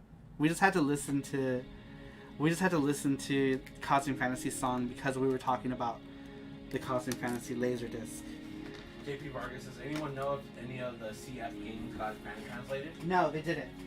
JP Vargas says, this planet gives me gas. This probably gives me gas. Oh yeah, wasn't that Pico who said that in the US one, I think?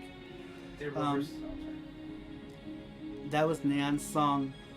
So, what was Nyan's son's name in the Japanese version? It was Piku, so almost the same, and they called him Pico here, but in Japanese his name was Piku. Ah, because I just dropped. Oh. I just dropped Cosmic Fantasy. Actually, let's find out. Let me make sure. Mackenzie says, "What's your favorite anime?" Mine's Cosmic Artist and the Set Assistants. Bubblegum Crisis is mine. The original Bubblegum Crisis is my favorite. Favorite anime of all time. Here we go. Alright, so you, Ban, Rei, Saya, Limu, Mai, and the cats. Piku. Yeah, his name is Piku. So Pikku is his name in the Japanese one. That's how you write his name. Piku. Ah, you fools, what are you doing? You can't leave me here on this planet. The food gives me gas. Oh, the ending, right? That was the ending of the US one. Yeah, I thought I like his voice.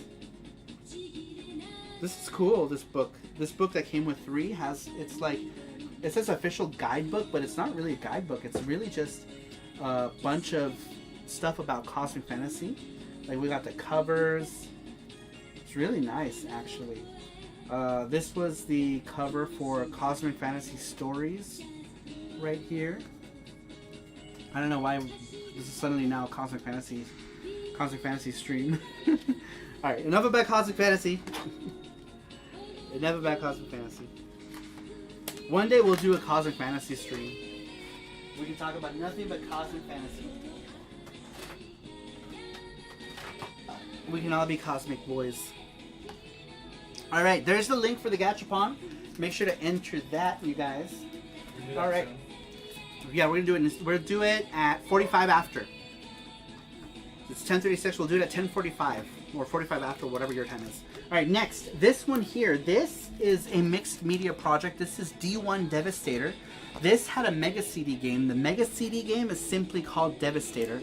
I don't own this Mega CD, and I've been eyeing it for a while, but it goes for like 80 plus, and I just have to bite the bullet. But I do want to own it because I have the Laserdisc. Even though there's 2 Laserdiscs, I'm missing one of them. But this is D1 Devastator. When in Japan does like this whole like mixed media or media mix projects like this, where it's like a game plus an anime plus a drama CD. There's no mangas, I don't think, but this had a drama CD, 2 LDs, and the game part of this mixed media project. And that's actually FX Unit Yuki is a mixed media project also, because it starts off as a comic, you know, a web comic, and then the game, and then it's going to be another web comic, and then another game. We would like to eventually do some sort of animation thing, but there's no money for that, unfortunately. But I would like to at some point. But the whole like mixed media project, we got that idea from the Japanese. They did it all the time with lots of stuff. And D1 Devastator is one of those things. Animation quality is pretty good. Mecha design is pretty cool. And then the Sega CD game is like an robot action game. Brandon Ford is here. That I do want to pick up. What's up, Brandon Ford? Let's see here. Go-Go 13 is epic, but too much sex. The guy's got needs. James He's got needs. Says, I think you should have a gachapon and a quarter to it. I wonder if there's an emoji. Yeah, because they don't give you... So the max size for those emojis is 32 by 32 pixels. So you don't have a whole lot of room. That's why it looks like that. That's the best we could do. Devastator, the construction combined name. Oh yeah, Devastator was the robot, right? In Transformers. He was like the... Was he the first one that you can put together like that? I think. Alright. Moving on. Somebody asked earlier, was it JT? I don't remember. Somebody asked if there were Dragon Ball on Laserdisc. I don't remember if it was JT, but yes, there is. This is Dragon Ball. This one is called Kyokugen Battle Santai Super Saiyajin. I don't know what that means. Kyokugen Battle 3 The 3 Super Saiyans. And this one, I loved this movie. This movie was cool. It had these 3 androids. What were they? 13, 14, and 15, I think, were the ones. Man, this movie was cool. The music, of course, Chala Hechala, right, is like one of those quintessential anime songs. Super, super cool anime songs. The ending theme was also really good. I don't remember what the name of the song is, but Kagayama Hironobu does the music. His music is awesome. And these sold for around 4,000 yen back in the day. This is the only one I have. I wish I had more Laserdiscs. I got to see in Little Tokyo, there was a movie theater on the 3rd floor, which they eventually tore down and turned into an arcade. But back when I was a kid, I got to see both of the Cooler movies. Both of the Cooler movies at the theater for $7.50. We got to see both. Or I went by myself. I say we. Nobody was with me. I went to go watch these movies by myself. And I remember they gave me a Doraemon fan. And you saw both movies back to back. And everyone in there, nobody was like, they were all Asian people, right? There were, I'm guessing, a lot of Japanese people, but pretty much everyone who was watching at that time was Asian. And I was like the one like weird kid who wanted to watch Dragon Ball. And I went and I watched Dragon Ball in the theater, the Little Tokyo Theater, on the 3rd floor of Yaohan Plaza. They tore that down and they turned it into a place called High Tech 21, which was cool, but I missed the movie theater. This was my first VHS that I got with like artwork and packaging, but it was still pirated. It was like a pirated VHS. Was this movie right here? But man, I loved the Dragon Ball movies as a kid. Almost all of them that we ever got back then were pirated. They were always pirated. We'd either get them pirated from Chinatown or somebody was making them pirated. Either way, we always got those pirated back then. Shelson, how are those LDs? Do they last like forever or do they decay like CDs? They decay. LDs actually suffer worse than CDs do when it comes to disc rot because of something that has to do with like pockets of air that get caught between the discs, and it causes them to decay. So Laserdiscs do have some issues. I haven't had any issues with any of mine, but apparently that is a thing that happens with Laserdiscs. But I don't have any that have these. Yeah, we live in a very dry climate too, but something that like oxidation that happens or something. I don't know, but they do have some sort of weakness to either the elements or something. Anybody seen Violence Jack? Now that's fucking obscene. Oh my god, yes, Violence Jack. You can actually watch that now on, I think Retro Crush might no, they wouldn't have that, I don't think. Crazy Cubano says I'm off to bed. Good night, everyone. Good night, Crazy Cubano. Thanks for stopping in. I really appreciate it. I'm surprised we have 48 people watching right now. Very cool. Very cool, man. Super cool. Super awesome. Super cool. All right. I can't even pause this. Why can't I pause? There we go. All right. Pause, Saru. I have to bring my East LD to DJ's place someday. Yes, you should. We'll watch it. We'll watch it. You can have Gabe bring you. Hang out with Gabe. All right. This next one. Where is it? Did I take that? Yeah, I did. Okay, this next one here. This one is Garo Densetsu 2. Back in the day, Pony Canyon and SNK, they used to put together these laser discs that were like playthroughs of people who were like really good at their games. Let me lower this song. This song is weird. Actually, let's skip this song. I kind of hate it. But, good night, Paps. Good night, Paps. Thanks for stopping in. Yeah, and Gachapon. We're going to do Gachapon after we talk about this one here. So, this is the Fatal Fury 2 Laserdisc. This one it contains like, it says here, Tensai Player from Gamist. So, like, genius players, apparently. Just people who were really good back then. And this contained commercials as well. And that was the cool thing about it, is you got to see the commercials. You would see the commercials that they aired in Japan for Fatal Fury 2. Interesting thing about the commercials here. How many of you are familiar with the Japanese singer Ayumi Hamasaki. Any of you familiar with Ayumi Hamasaki? Ayumi Hamasaki was a J-pop singer, very popular. She's still popular right now. Not as popular as she used to be, but she's still pretty popular. Well, Ayumi Hamasaki made an appearance in the commercials for, I don't remember. Not this one. It was for Art of Fighting, I believe. It was Art of Fighting. But Ayumi was in one of these LaserDisc commercials for them, but for the Art of Fighting one. I don't have the Art of Fighting one, but she was in that one. Her name sounds familiar. Yeah, she was like the J-pop queen for the longest time.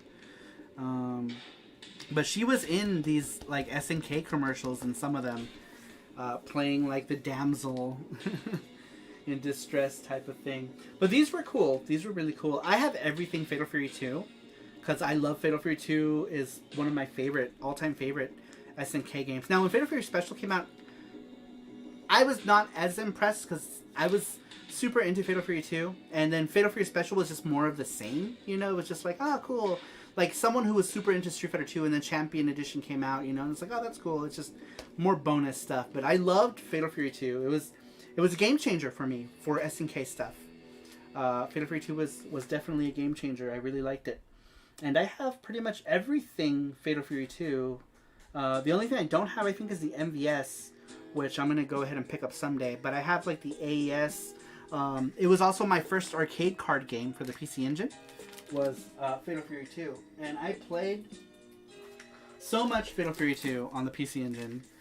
And then I was so pissed that Fatal Fury Special came out.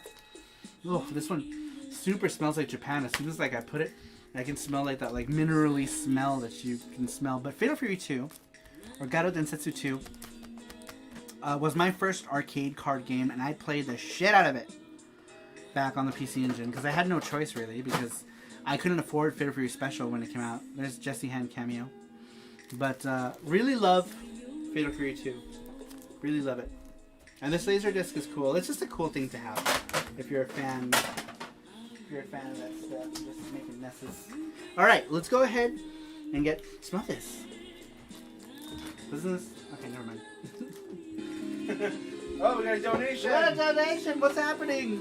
Shell donated 50 Swedish kronas. He says one for all of the dystopic 70s, 80s, and 90s animes. Says Shell. Thank you, Shell. I appreciate that. Very much appreciate it. Ow, fuck, I just banged my knee big time. Alright, let's go ahead and do let's do, oops. Oh, because there's TVs on the tower. Ow. Oh, well. Oh, what happened? Did it fall? Alright, yeah. That's okay. Alright, we're gonna do Gachapon now. It's Gachapon time. Gachapon time!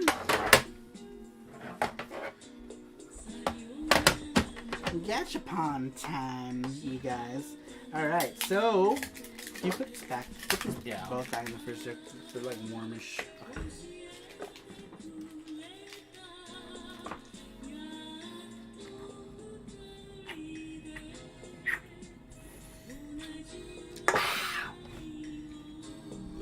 Excuse me. Excusez-moi! Hey, sorry, Mario, I bought Fatal Fury 2 for my SNES last month. I was disappointed with the sound quality. Oh my god, I know. The Fatal Fury 2 sounds a little bit better than Fatal Fury Special. God, Fatal Fury Special? I don't know what the hell they did with the sound. It's like they recorded all of the sounds in a tin can. Tin can? Oh, it's so echoey and so bad. The music, the voices. They did a horrible job with the Fatal Fury sound. For Fatal Fury Special sound is just not good. Just so bad. Let's see here. No, Jesse and Gachapon. I have to poop. Good luck, yo. There's a bonus sound. Alright, we're gonna do. It's Gachapon time. Did we do it? I don't know if we did it. There it says rigged! Alright. It did it. Sweet. Alright, here we go. Alright. The winner of this Gachapon is... It's Randrick. Randrick, you are the winner. You're the winner of the Gachapon. Is he here? The Gachapon world. Let's bring this closer. There we go. That's good enough. There we are. There we are. Yes. Randrick. Hopefully he's still here. Randrick is Wiener. Wiener. Beakerman says Rig. Yo, everything. Congratulations to Randrick. Wake up, Randrick. I still haven't heard Randrick say anything. He gets 1 minute. There he is. There he is. He says, oh shit. Alright, Randrick. You're the winner of the Gachapound. Gachapound. Gachapound. Randrick is winner. Victory. Victory. Probably glad you stuck around, huh? Matthew Orr says, congrats, Randrick. You are the winner. Winner. Hey, winner is you. Alright, Randrick, you know the rules. Pick a number between 1 and 4. Net says. Hold on. Where is it? Oh no, Jesse's hand and Gachapon. I have to poop. Good luck, you all. Yeah, I saw that. That's hilarious. He picks 4. He picks 4. Alright, here we go. Here we go. Did you put more balls in here? Yes, I did. Okay. Should I shake it or no? Yeah, shake it. I can barely shake it. I know. I'm trying to get it. Picks 4. Alright, there we go. There we go. Okay. Alright. Here we go. Ball number 1. Ball number 1. I know. I'm getting so clumsy all of a sudden. I don't know why. Good night, Objection. Thanks for stopping in. Good night, Objection. Alright, ball number 1. Ball number 1 feels awfully light. Ball number 1 is big prize. Womp womp. Alright. The biggest of the prize. The biggest of the prize. Alright, ball number 2. Ball number 2. Ball number 2 is stuck. I see it. Look. You see it? Look, you can see it right there. Get out of here. Yeah, oh yeah. Yeah. Yeah. You gotta go deep. Go deep. I am. I'm like fist deep. 2 fingers. 2 fingers. Oh, okay. Yeah. Alright. Let's do ball number 2 again with another coin. You sure? It's like right there. You need to finger it really good. I did. Look, Yeah. watch. Professional. Come on. You think I got big fingers. You think I should lube it up first? Yep. Hold on. Oh, you're right. Yeah, you gotta. Yeah, do No, it no, no. again. You gotta flick it. Okay. Well, fuck it. All right, here we go. All right. Oh no. Spit on it first. There it is. All right. There it is. There it is. Okay. So ball number 2 is I'm sorry. Kamen Rider. A Kamen Rider Gachapon. One of the new ones. This is one of the new Gachapons. Alright, let's see if it'll let us do another ball. It did. Ball number 3 is Hayatou from the Capcom whatever collection. Alright, ball number 4. Ball number 4 is Dragon Ball. You can't see it. I have to open this one. I see Dragon Ball, but I don't know which character it is. Character is Super Saiyan Bardock. I think it's Bardock. It looks like Bardock. He's got a bandana. Says, oh my. Alright. That was ball number 4, right? Okay, so you get your Saru Print Club gets 2 bonus balls because you're a member of the Saru crew. So bonus ball number 1. Bonus ball number 1 is awfully light. Oh no, it's another Dragon Ball Super character. I don't know, whatever his name is. I don't know. Alright, bonus ball number 2. Bonus ball number 2 is another, what is this? Another Kamen Rider. Cool. Alright, so let me show you what you can pick from. And of course, because you are... first one doesn't count. First one was big prize. Big prize still has to land on the number that you pick. But, let's see, what was the first thing that came out? I don't know what order they came. I think the first one was one of the Kamen Riders. Yes, it was. Okay, so this one here. Oh, it comes in many pieces. Oh, cool. It's like they're like action figures. Look, you can move them. He has joints. These are dope. Laida. So you get this Kamen. I know, I'm going to keep it. I know, about to say. If you don't pick this one, I'm going to keep it. It's cool. Look, he's got like, it says Laida on his lens right there. This is from Kamen Rider. Which Kamen Rider is he? He is Kamen Laida Geo. This is Kamen Kamen Rider Geo is the first one. Wow, I'm surprised he fit in this ball. Next one is Hayatou from the Capcom collection. I don't know where his little paper went. There's normally a paper that goes in here. Oh. But this is him right here, Hayatou. From the Capcom All-Stars collection. Yeah. From this All-Stars collection. Let's put that in there. So that we have him in there. Next one is a Dragon Ball one. This guy, I don't know who he is. His name is, I keep forgetting. Few. Cho Few or Super Few. Lincoln Sarah's reaction like a kid. Haha.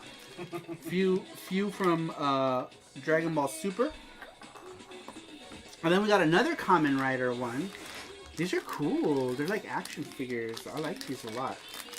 Oh, who is this one? This one has a bunch of shit written on his visor. I can't see it. This one is... who's this one? Show it.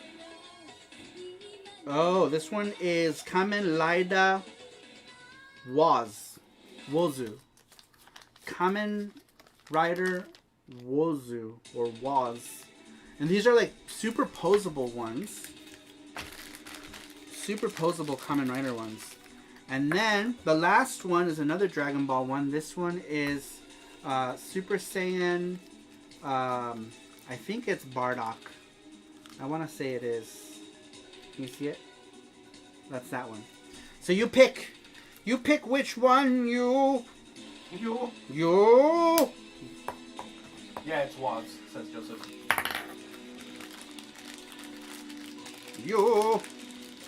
I don't even know. I just read it. I don't know. First Kamen Rider figure, please. Kamen Rider Geo. Be the one. Be the one. Oh no. Now you got that right. stuck in my head. No. That's from the new Kamen Rider show, I think. Whichever. Okay, so he wants. The first one was Geo. This one. guy. Yeah. Sure. I can put it in. Fit him, yeah. I can do it. Alright. Alright, let's All put right. all these other guys. Congrats, cool. This is what he won. He's getting Kamen Rider Geo. Whichever that is.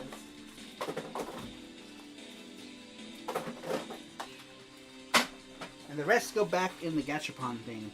Very cool. Thank you so much. I watched, the only Kamen Rider I watched is old school Kamen Rider because, what's his name? Fujioka is the original Kamen Rider, who is also Segata Sanshiro. Segata Sanshiro. Alright, we're gonna move on. Because it says, are these pay to win prize mechanics? No, just anybody could enter, and if you get picked, you get a Gachapon roll. So every Saturday we do one Gachapon, and then when we hit $100, we do another Gachapon. So it's basically just you enter the Gleam link that Jesse put in earlier. He put the Gleam link, and anyone can enter. The only difference is that Patreon people get to pick whichever one of the regular Gachapons comes out. So if you're part of the Patreon, you can pick any of the normal Gachapons. The big prize still has to land on the number that you pick. But if you're a non-Gachapon, if you're a non-Patreon person, basically the number that you pick is your designated prize. So if you pick number 4, that's what you get. But anyone can enter. It's free. Rest in peace, Segata Sanshiro. His sacrifice saved the Sega Dreamcast. Did you see in the newest thing, his son flips him into space and he crashes into Saturn and explodes? It's so weird and nonsensical. I love it. I love that stuff. What was he saying? Oh, because he was telling him all this stuff about protecting Sega, the honor of Sega, and every time Segata Sanshiro finished a sentence, the son was like, Otosan! Yeah. You know, he's like, and for the pride of Sega, Otosan! After everything. It was so funny. So funny. Alright, back to LaserDiscs. LaserDiscs. The next LaserDiscs is, this is the first one I showed you was Garu Densetsu based off the game. These are the anime. These were directed by Masami Obari, who I spoke of earlier because he directed those Bubblegum Crisis 5 and 6. He directed those OVAs. Masami Obari also directed and did character designs for these. I believe he does hentai now, but back in the day, he was big time. And this one comes with both OVAs. This is OVA 1, Garo Densetsu, and then Garo Densetsu 2. It's funny because even though this is Battle Fighters Garo Densetsu, he has blue hair in the first OVA for whatever the fuck reason. And then in the second one, he's got blonde hair again. But for whatever reason, I don't know why, but in the first OVA, Andy has blue hair. And I don't fucking know why. Who knows? But, in any case, I loved these back in the day. Either way. Let's see here. Segashido is a good kid. Hopes Segata miraculously survives once again. Well, apparently he dreamed it. Because he woke up and everyone's like, ah! Like, the class was laughing at him. I was like, oh, asshole classmates. It's funny, though. I really like those. Segata Sanshiro, sure, he's scared and beat children and innocent men and women, but he only wanted you to play Saturn. Not all heroes wear capes. Oh, that's funny. I know he did beat up children.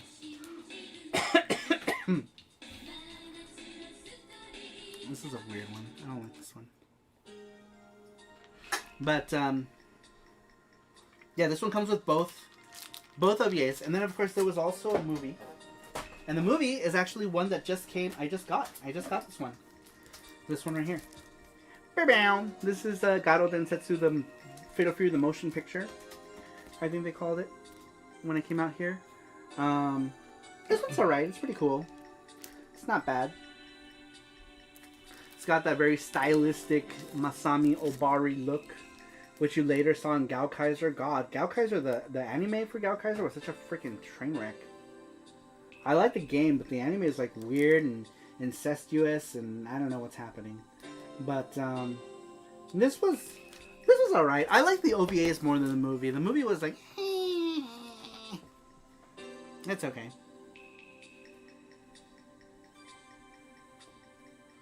So, it is what it is. That's why Maya loves Andy so much. The blue hair, like Fabio diving into a toilet bowl. Joseph says, did you marathon Ishago since Shoutout started streaming it? I know you said you were interested. Which one? Ichigo? Ichigo? Refresh my memory. Hey, Saru, do you have any Sailor... I don't have any Sailor Moon Laserdiscs, unfortunately. I do not. Alright. So the next one, or the next couple here, these are Gundam LDs. These are just random ones that I picked up just because they were cheap. Gundam 0083 Volume 3. It's like whatever, right? Like, I wasn't the biggest fan of 0083. What is it, Stardust Memory? Yes, Stardust Memory episode, The Lost Troopers. I didn't really start getting into Gundam until G Gundam, actually, but I picked this up just because it was like $3, so I grabbed it. Good night, JP Varga. So I grabbed it. Good night, JP Varga. Thanks for stopping in.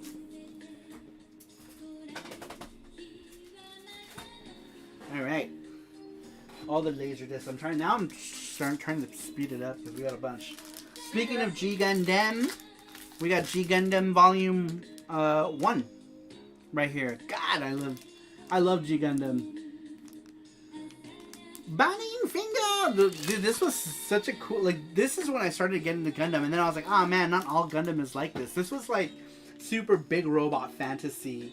It was different than your other Gundams. Your other Gundams were always so political and serious, but these were not. These were very big robot action-y, and I enjoyed these. I enjoyed G Gundam a lot. It was a good watch. It was fun. It was really entertaining, and I liked Domon, the main guy. He was cool. I really enjoyed it. And of course, I watched these. I watched all of G. I loved it. And we got to see the Gundam in Odaiba. We haven't seen the Unicorn one yet. We saw the original Gundam back before they replaced it with the Gundam from Unicorn. We haven't seen that one yet, and I'm not really too interested in seeing that one. But we did see the original one. It's actually in the Retro Japan intro. I show, like, you can see the Gundam is like flipping around. But we got to see that in Japan. Joseph says, I listened to Nami Tamaki and saw her songs were used for Gundam Seed, then found out that everybody hated Seed. I love Seed. Seed is good, and Seed had good music. And I love Nami Tamaki. I got to meet Nami Tamaki at a fan meet, and she signed my CD, and she was like, she signed the CD was like Hearts DJ, and she was like said something about my hige that I had like a lot of beard. Don't forget Takanori Nishikawa. Yeah, Takanori Nishikawa, and that's actually how. So I went to a Takanori Nishikawa concert in LA, and Nami Tamaki was there as well. So Nami Tamaki was the opening act for TMR. So everybody was there for TMR, and it was sad because like nobody was like excited about Nami Tamaki. Me and my friend were the only people who were like jumping up and down. I was singing like all the lyrics because I was in love with Nami Tamaki by this point. You know, I watched her on Revolution. Revolution was an English language music show on cable back in the day, and so I used to watch her on Revolution a lot. So by the time the concert happened, I had seen so much of her 5 singles that were out at that time of Nami Tamaki that I knew them all by heart. So I was super excited for Nami Tamaki. Of course TMR, I'm a big TMR fan. I love Takanori Nishikawa, but I was very excited for Nami Tamaki.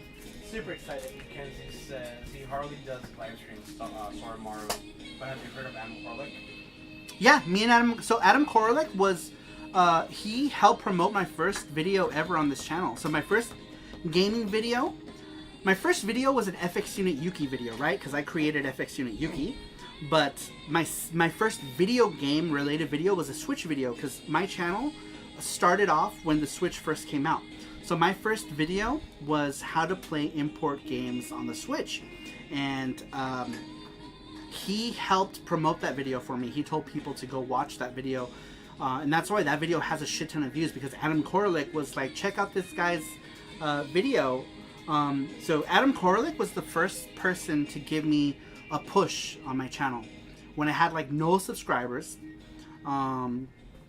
And I started getting I got like my first couple hundred subscribers, I think, probably came from Adam Korlick, because he pushed it. And we had see the thing is, like, because we were doing FX Unit Yuki at the time, we already kind of I had seen Adam Korlick at conventions and stuff, and so I started a channel, and then he was like, oh yeah, like I was like, oh hey, we met at whatever convention, because we did, you know, me and Jesse would go to all the conventions. We did like the California ones, Game On in Arizona, Portland Retro Gaming Expo. That was the first one we met Adam Korlick at, was Portland Retro Gaming Expo.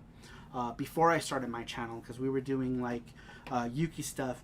But the first time I ever went to Portland Retro Gaming, I went there as an artist. I had one half was Retro City Games, which was the store that I went with, and then the other half was my artwork. I had like my posters and stuff. I used to do Artist Alley stuff, because, you know, I do like all the like designs and stuff. So that was what I did before FX Unit Yuki, is I did Artist Alley stuff. And that's actually how I met Chris Tang. Yeah, actually. That's how me and Chris Tang met. I don't know if Chris Tang is here, but we met because he ran into me at Portland Retro Gaming Expo. And that was my last Artist Alley type. It wasn't in the main thing. I always say Artist Alley because I always did Artist Alley, but it wasn't in Artist Alley. It was in the main game floor. But it was the last time that I did a convention as an artist. And after that, I started doing conventions as our dev company, SaruPro, which David Rover, I don't know if he's still here, but he's the programmer for SaruPro stuff. Ah, he's here! Chris Tang is here. Saru's Epic Artist Alley goods. Yeah, so that was my last foray into like Artist Alley stuff, was when I met Chris Tang. Because the next time we would meet up with Chris Tang, I was already doing FX Unit Yuki related stuff. Alright, so we've heard, did we hear all of Bubblegum Crisis? No, we didn't. We still have one more chapter of Bubblegum Crisis. We've been doing all Bubblegum Crisis today. Dave Rover's here. I'm still here. Somehow my internet was all done. Oh, he's still here. Yeah, he was saying earlier that his internet was making the poopy. It was making the poopy. But yes, David Rover is here. Alright. But yeah, so, small world. I don't know, how do we start? Oh, because Adam Korlick. That's why. But yeah, I got to meet a lot of cool people through, like, doing the convention circuit, which was fun. This one's the music for Scoop Chase. It's so good. Ooh.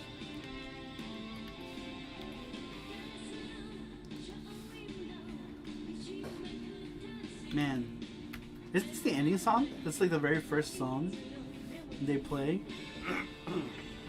Everyone poops, Gandhi. Let's see. Sorry, I talk so much. Let's see. Adam Korlick is a great guy. He does great things for the game community and gaming preservation.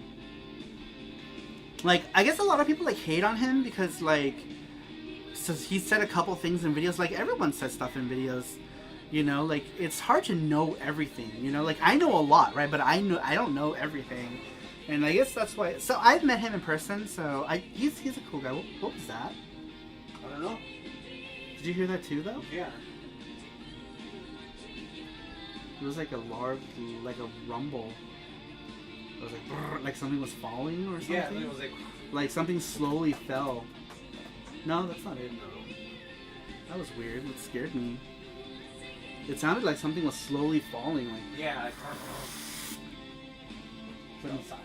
Is it? Scared the shit out of me though. Yeah, me too. Sharmaro, I'm surprised that Adam doesn't have a Japanese citizenship with how many times he visits Japan. Oh, I know! He goes to Japan a lot. We were supposed to be there this year. It makes me sad. Hopefully we can get to go. We're trying for November. Hopefully everything's back to normal. Well, closer to... Or you travel, anyway. Travel. We're hoping travel is closer to normal. But we don't know. We don't know. But we were supposed to be in Japan in April. But we weren't because coronavirus. So we had to cancel our Japan trip.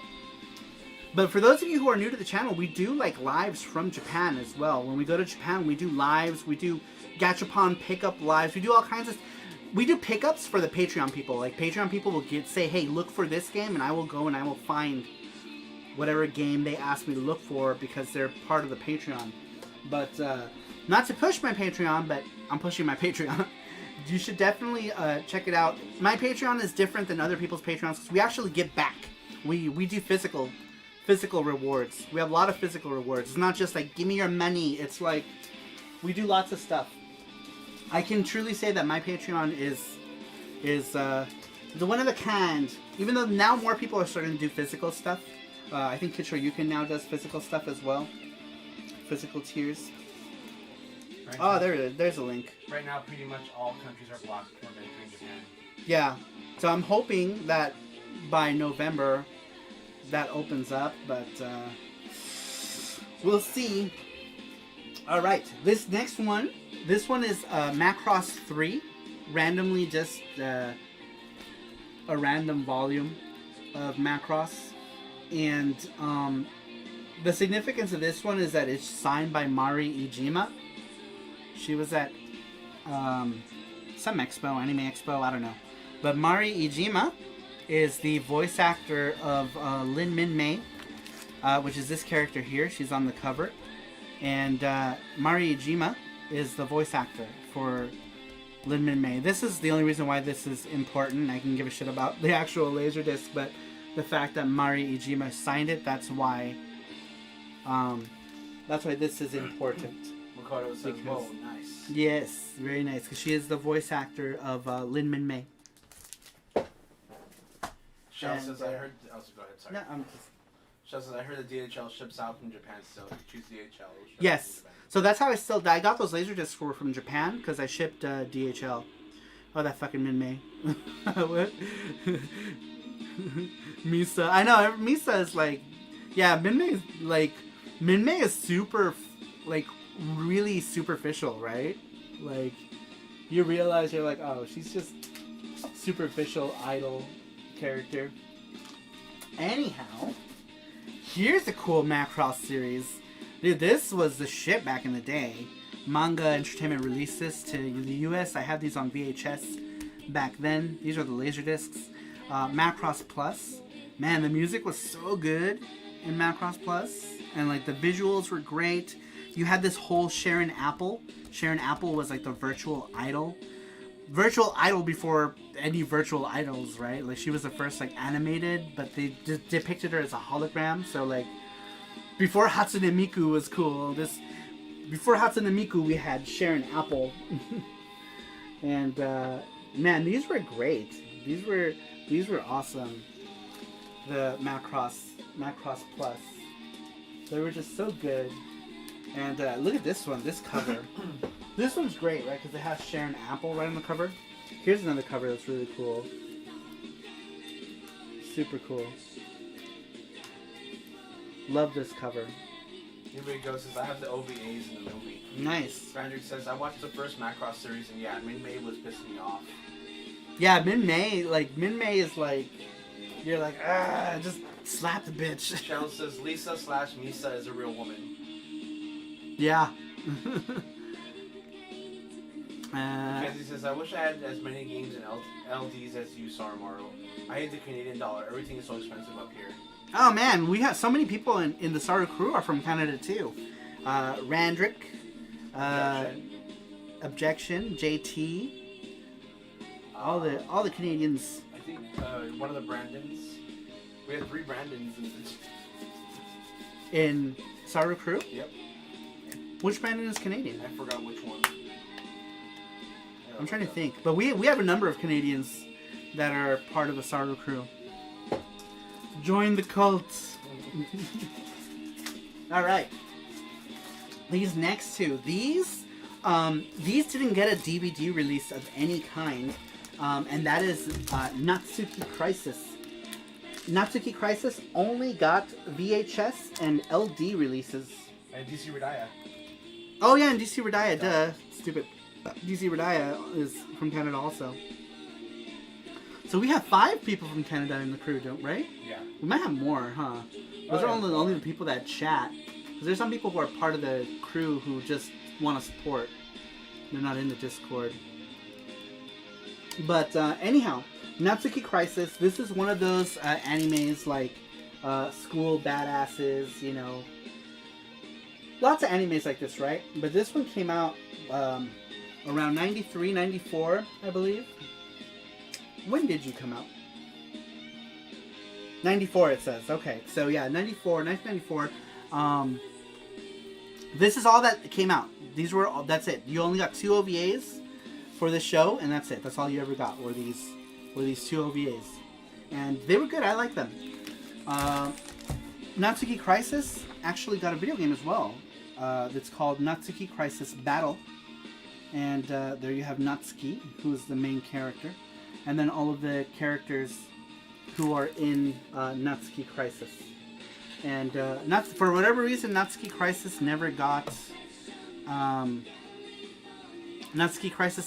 a DVD release. So it is what it is. Lots of things didn't get DVD releases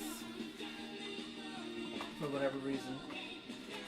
But yes, this is Natsuki Crisis. It's a good show. I think you can find it on YouTube. James Malloy's Canadian too. Oh yeah, James Malloy. Man, so many. we had a bunch of people in the crew from Canada. Joseph says I like poutine, so I'm almost Canadian. Man, maybe we should have a Canada beat since there's so many Saru crew members in Canada. Yes, and we're all staying with Randrick. Now I want to say wherever I want to go to Yauhan Plaza in Canada. I think that's where is it? Oh, I didn't know you made it. That's cool. Oh, yeah. I may be Canadian, but I don't like maple syrup and Tim Horton. This is Randrick. Oh no, Randrick. Oh no. No. Just kidding. Maple syrup's good though. It's better than regular syrup. Alright, anyhow, that was Natsuki Crisis. Let's see here. We also got this next one. These next three. These are NG Knight, Lamune, and 40. DX. There's a TV show. These are the OVAs. The separate OVAs. You can actually watch these on Crunchyroll right now. And Discotech Media, for whatever reason, they released these in English. I thought this show would never come out for the Western world. These were some of my first music CD soundtracks for this show. I'm trying to see. I had a CD up here. I don't know where it's at. But I listened to these music CDs without even knowing what the show is, because they were on clearance in Yaohan Plaza. Probably like 1993-ish. I don't remember. But I bought some CDs. 93, 94 maybe, I don't know. Maybe even sooner than that, I don't remember. But I had a bunch of CDs for this series. This one is DX, and then these are from... Wait, are these all DX? This is... What is this one? Volume 2. Oh yeah, this is all of them. Okay, this is Volume 2. Let me organize them. Where's Volume 1? There's Volume 1. Okay, I had them out of order. So these are all the OVAs. For DX. There's also EX, and then there's the TV show also. But I loved this artwork back in the day. I loved this style. And like Lamune's helmet, I like Lamune's helmet. Lamune Baba was the main character's name. And then here are the girls. Her name was Milk. And what was her name? Mint. And I forget what the fuck her name was. She used to be a bad girl, and then she became a good girl. And then here's the third one. But I love this show. And Discotech Media, now they released all of this on in English. So I'm actually really interested in... I'm really interested in picking up the Discotech Media version of this. Just to own it. Just to have it. Because it's like... This is like a childhood memory right here. This is like a childhood thing for me. And I've always wanted to watch it. And I started watching them on Crunchyroll. But what I've watched for the show was always very limited, unfortunately. Alright. Let's see here. Mackenzie says, Soromaru, if you're interested with so many Canadians in your crew, I can host Soromaru Canada on a separate channel. We can split the profit 34, 33, 33. Most of the country never gets authentic maple syrup. Maybe an upper scale grocery store might have them, but it isn't standard. Refresh for emojis.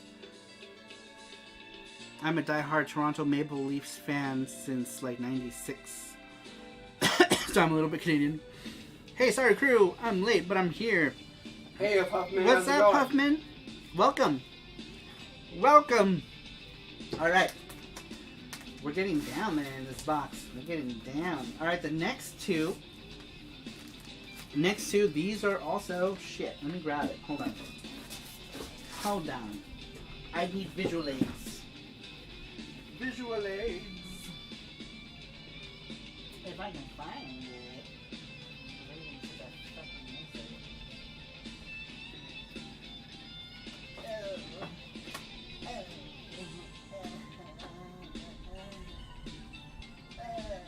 Shout says, shit, sorry, you have a lot of LaserDiscs.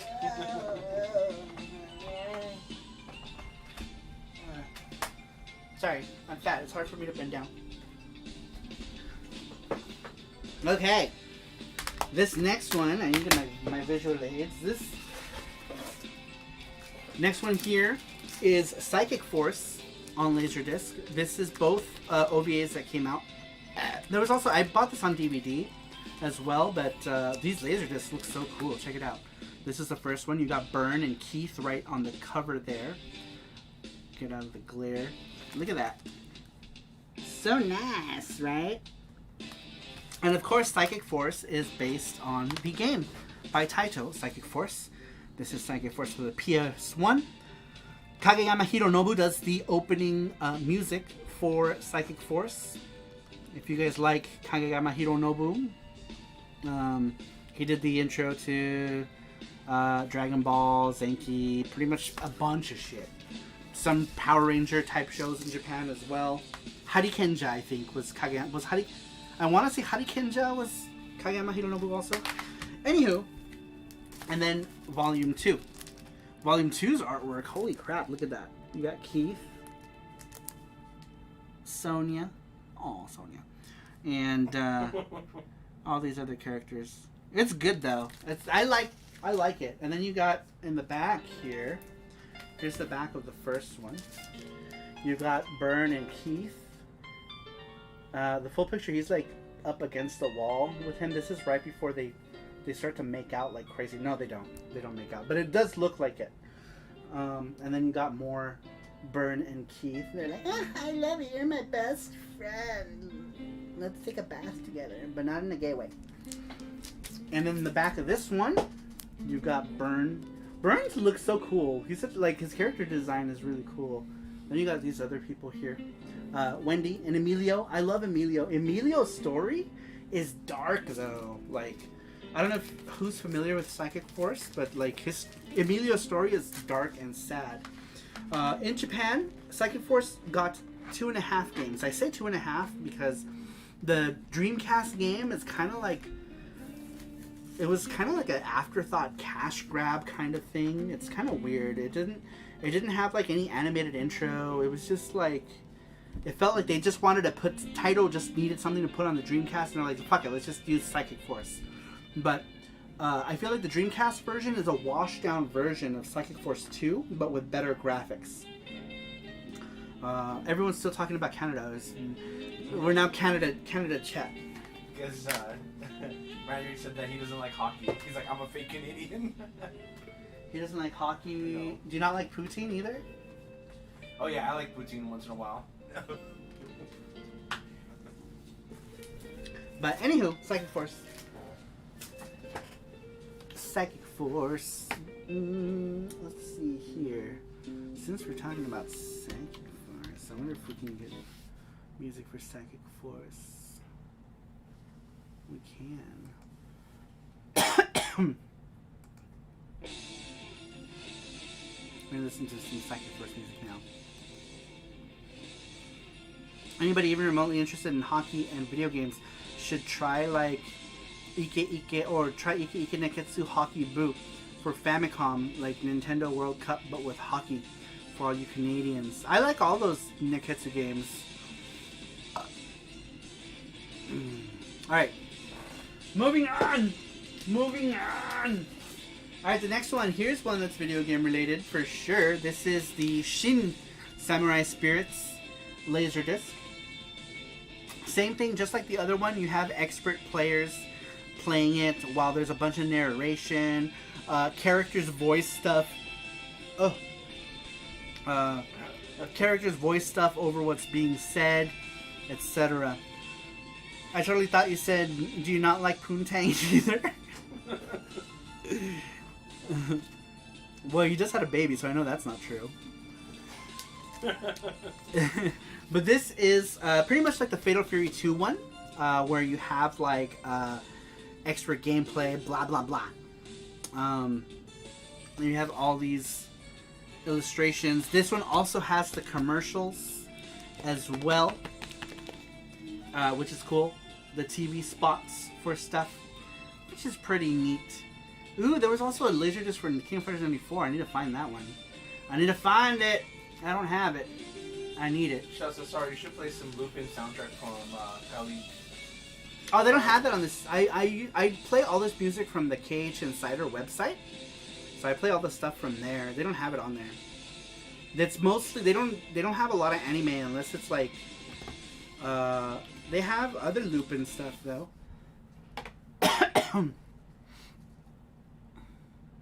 They have like a jazz thing. They have. Oh wait, no, they do have it. They do. Oh, never mind. Let's play it. Let's play it. And hope nobody comes banging down our door. Alright, we're listening to the soundtrack to Castle of Cagliostro from Lupin.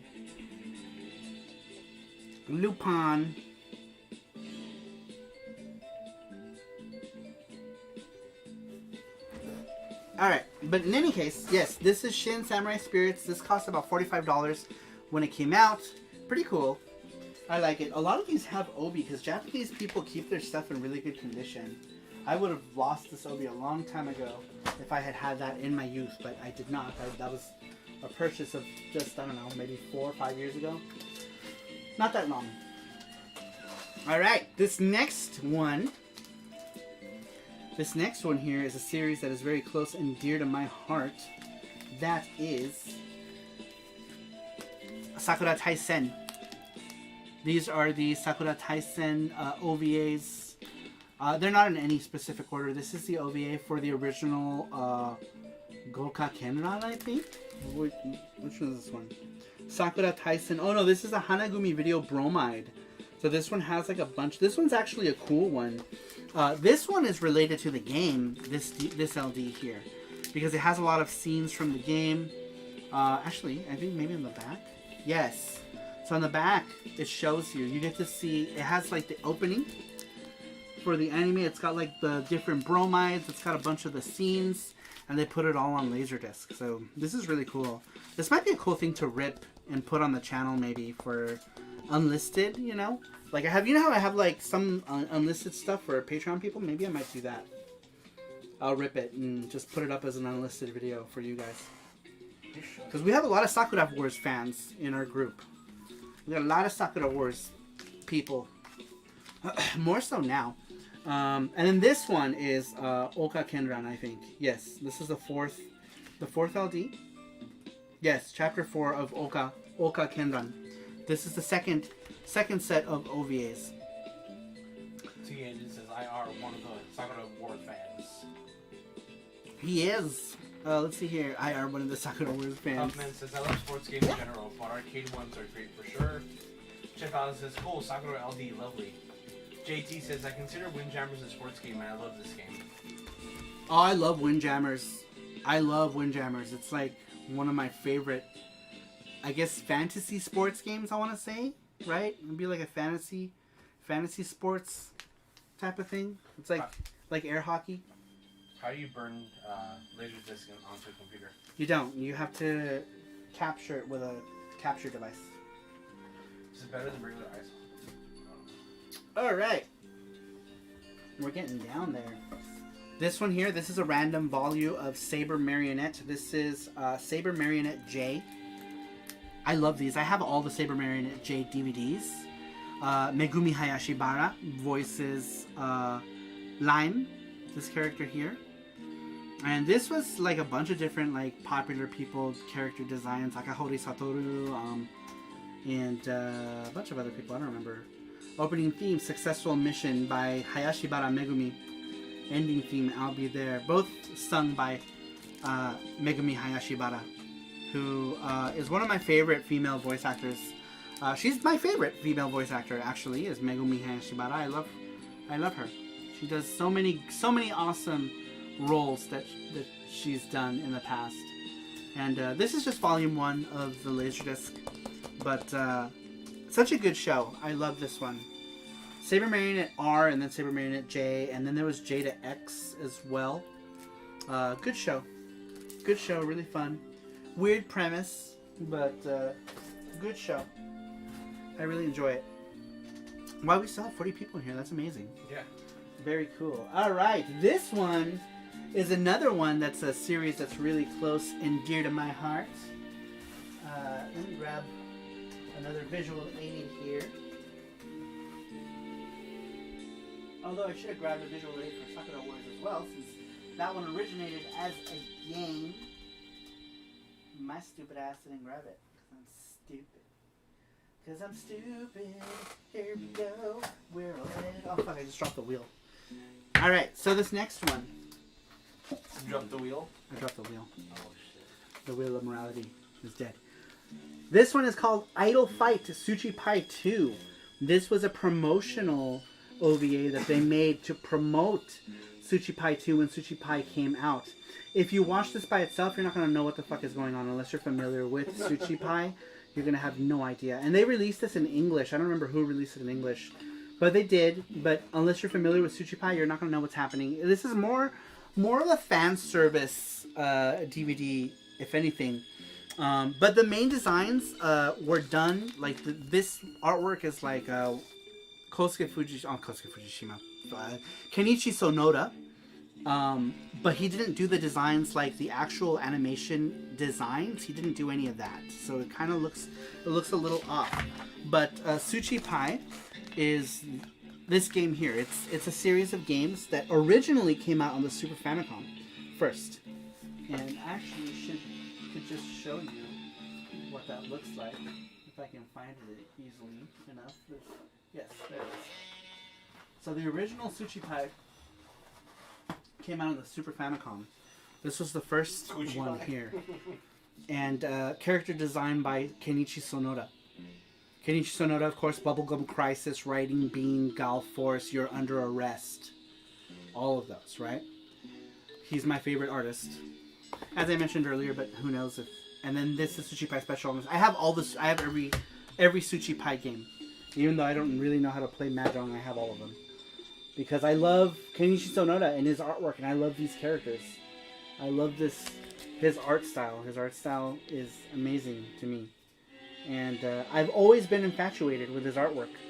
Thanks to Bubblegum Crisis. Bubblegum Crisis and Riding Bean are the reason why I idolize Kenichi Sonoda. But yes, Tsuchi Pai, okay DVD, or okay animation. Good night, anime. Good night, anime. But unless you're a fan of Kenichi Sonoda or Mahjong, you're probably not going to enjoy it a whole lot. Funny girls, this anime.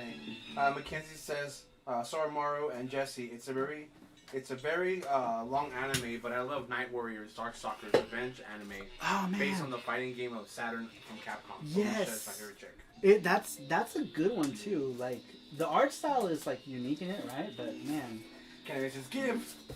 give. I thought he was going to bed. I know, but he saw that. You saw. Oh, did he? Give. It's sort of like you're trying to go to bed. You see something. And you're like, on oh, TV, like, wait, oh, nothing yet. All right, here's another one. Here's another one that's related to a game. This is called Tanjo Debut. Tanjo Debut was a PC Engine game. I know, yeah, these girls are all like naked. Damn, look at Homegirl's eyebrows though. Holy shit. I guess she didn't believe in plucking. But Tanjo Debut started off as a PC Engine game. It was like an idol simulator type thing. And it got like releases on Saturn and PlayStation eventually, but it was first on the PC Engine, and then they released these as OVAs as well to accompany the game. But they added this girl. She's an original character to the animation, to the anime version. She's not in the original Tanjo game. And then later on, Game Express made a parody. Damn, this is like super loud. Shut up, Lupin. Chill out, Lupin. There was a PC Engine parody. Oh wait, I own it. I own the parody. I own the hentai parody, but I don't own the real game. I don't actually own a Tanjo Debut, even though it's like a $10 game. I don't own it, and I didn't realize I don't have it.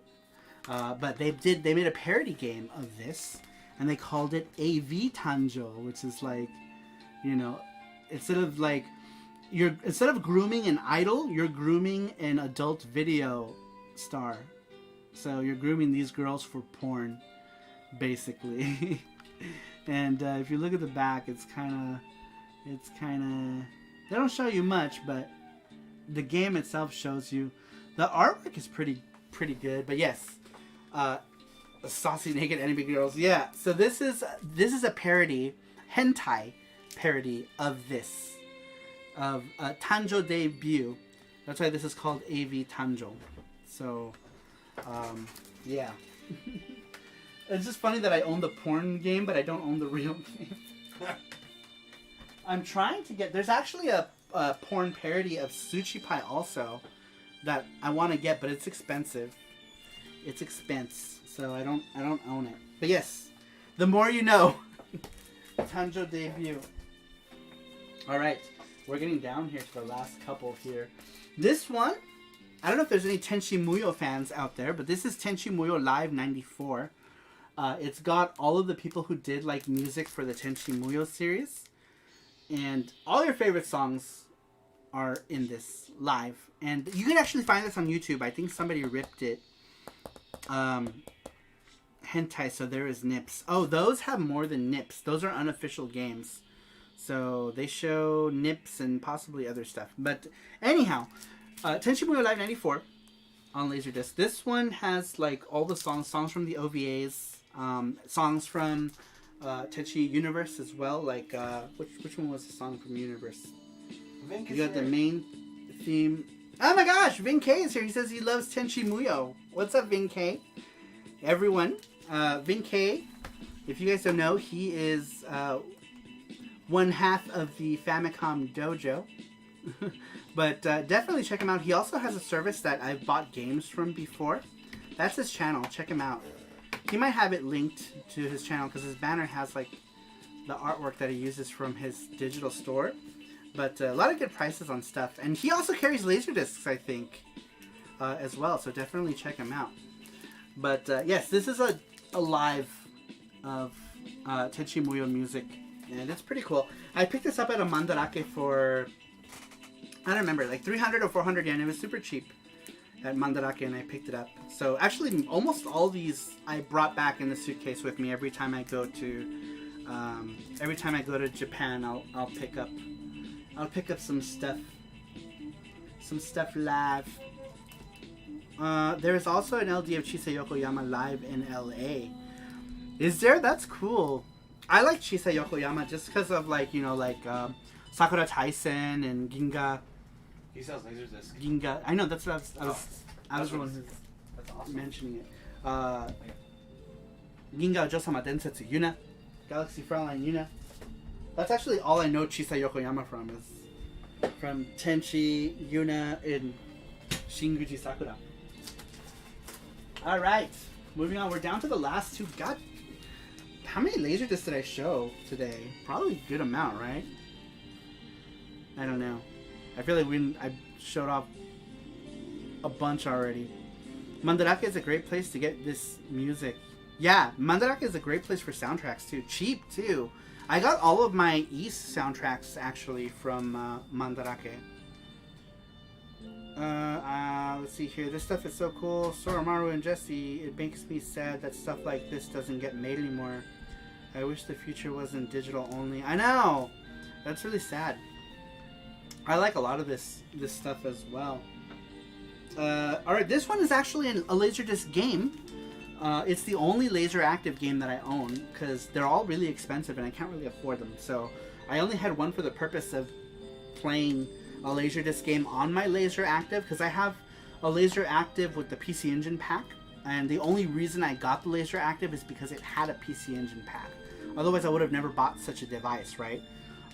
Especially not only for the Mega Drive one, because I don't even have that pack, and I'm not that big a Sega fan to buy it for that. But I am a big PC Engine fan, which is the reason why I own a laser active. And this is the only laser active game I own. It's called Bajra. And it's an on-rails game. So the backgrounds in this game are actually footage. They're video footage. And you're just using a thing, and it's just like, it's on rails because you have no other choice, because it's video. It's all video, so it's all just a bunch of sprites floating around pre-rendered video backgrounds. So Vajra is all pre-rendered video with some pretty cool sprite work in it. You've got these like really large sprite characters, and then the backgrounds are all pre-rendered computer graphics in it. But it's really cool. There's actually a second game, but the second game is so expensive and rare that it's hard to get, really. By the way, Vin K, I don't know if you're still here. He says he sells Laserdiscs. If you want to link your chat, if you want to link your store, go right ahead. I've just made you moderator on the channel, so you can actually link your store. And I highly recommend his shop, guys. I got a number of games, and it's funny because I bought something from him, and he knew who I was, and it made me feel good because he apparently at the time that I was buying stuff, he was following what we were doing with FX Unit Yuki, and his message back to me was saying that he was following Yuki stuff or something like that. I should go look it up. But I got like it was such a personal experience that like that's why I was like I recommend his store. It's a real person who's running it, who's watching the orders come in. James Malloy says, would you ever play that on stream? Vajra? Yeah. One of the caps is burnt out on my laser active, so I need to test it. I haven't had the time, but I need to test. I have to take the multimeter to it and see which caps are burnt out on what board, so that I can take that board and send it to the person who does my repair stuff. Because I don't want to send him the whole thing; it's too heavy. So I need to figure out which caps are not good, and once I get that fixed, then maybe I'll stream Vajra at some point. I just need to get the laser active. I think it's gonna be the mechanism around the lens. One of the caps around the lens is because the laser's not shooting, but I see the laser moving, but you don't see the laser come out. Or a fuse actually. It might be a fuse. It could be a burnt out fuse as well. Oh wow, thank you so much. I was backing it on Kickstarter at the time. Yeah, that's what I thought. I don't know. My memory is fuzzy, but I do remember you sending me a message back. What the hell? Why did I grab this? These are not even the right hands. I don't know why I grabbed this. Give me 1 second. I'm looking for a specific game. Here's one thing I got from Vin K's shop right here. I should stream this sometime. This is Pretty Soldier Sailor Moon on the 3DO. This was a purchase from Vin K's shop a few years ago. This came from, I think you were still doing Game Gabble back then. I don't remember. So I do remember you were doing Game Gabble at the time. But this came from a shop. I really like this one because it's 2D animated. It's the only 32-bit Sailor Moon game that was 2D animated. All the other ones were like weird 3D pre-rendered graphics and they look disgusting. I don't know why they went that route. But yes, this was a game that I got from Vin K's shop, but definitely check him out. Post the link to your shop, Vin K, because I don't know where to. Oh, never mind. I found it. There it is. That was on his. Is that correct? Yes, that is correct. Yes, check him out. Let's see what he's got right now. LaserDisc. He does have LaserDisc. He's got Star Wars Episode 1. He's got X Japan Visual Shock. And, oh, Twinbee Paradise. Oh, that's sold. Damn, $5.99? That's so cheap. I would have loved that. I need to find those. Those are some that I need. Is those Twinbee Paradise. That's cool. And he's got Total Recall. And then he's got a bunch of games, too. Like, you can search by genre. You can search by console. Oh yeah, he's got a bunch of games. Yeah, he's got a lot of games. So definitely check out his shop, you guys. Because if you need something too, you could tell him. Yeah, he says here, but I mostly sell them by request. I have over 1,000 LDs. Holy shit. Oh man, then I need to talk to you about. I didn't know you sold that. I didn't know that's how you did it with your LaserDiscs. There's some that I need. I have needs. But anyway, let's get through the last of the LaserDiscs. Last one. Oh, hey, no, I forgot about these here. These are all recent. This is from my last trip to Japan. This was a shop in Namba, actually. Disc, whatever. JJ's. Disc JJ. They were LaserDisc shop in Denden Town. And these are just music CDs. I'm a big fan of like Tetsuya Komuro and like the whole like Avex 90s stuff, because that's what I grew up listening to. Like Japanese music was like Avex 90s stuff. So I have Globe. This is all like Tetsuya Komuro related stuff. So I have Globe, which has a bunch of a bunch of popular Globe songs from that time. TM Network, which Tetsuya Komuro was a part of. For you anime fans, City Hunter, Get Wild. Get Wild is TM Network. So if you guys are familiar with the Get Wild song, that was a TM Network song. This was, I think, which one was this one? This one has Be Together, Get Wild, 89, and a bunch of other stuff. I only really know them from City Hunter, but and Tetsuya Komuro. And of course, more Tetsuya Komuro. TRF was Tetsuya Komuro's produced, like, dance, rave, whatever. TRF actually stands for Tetsuya Rave Factory. He named this group after him. So Tetsuya Komuro Rave Factory, that's actually what TRF stands for. And these are their music clips from 1994 to 1999. So you get, like... But there's no Easy Do Dance for some reason. Oh, because Easy Do Dance was 1993, wasn't it? Yeah, no Easy Do Dance, which makes me sad.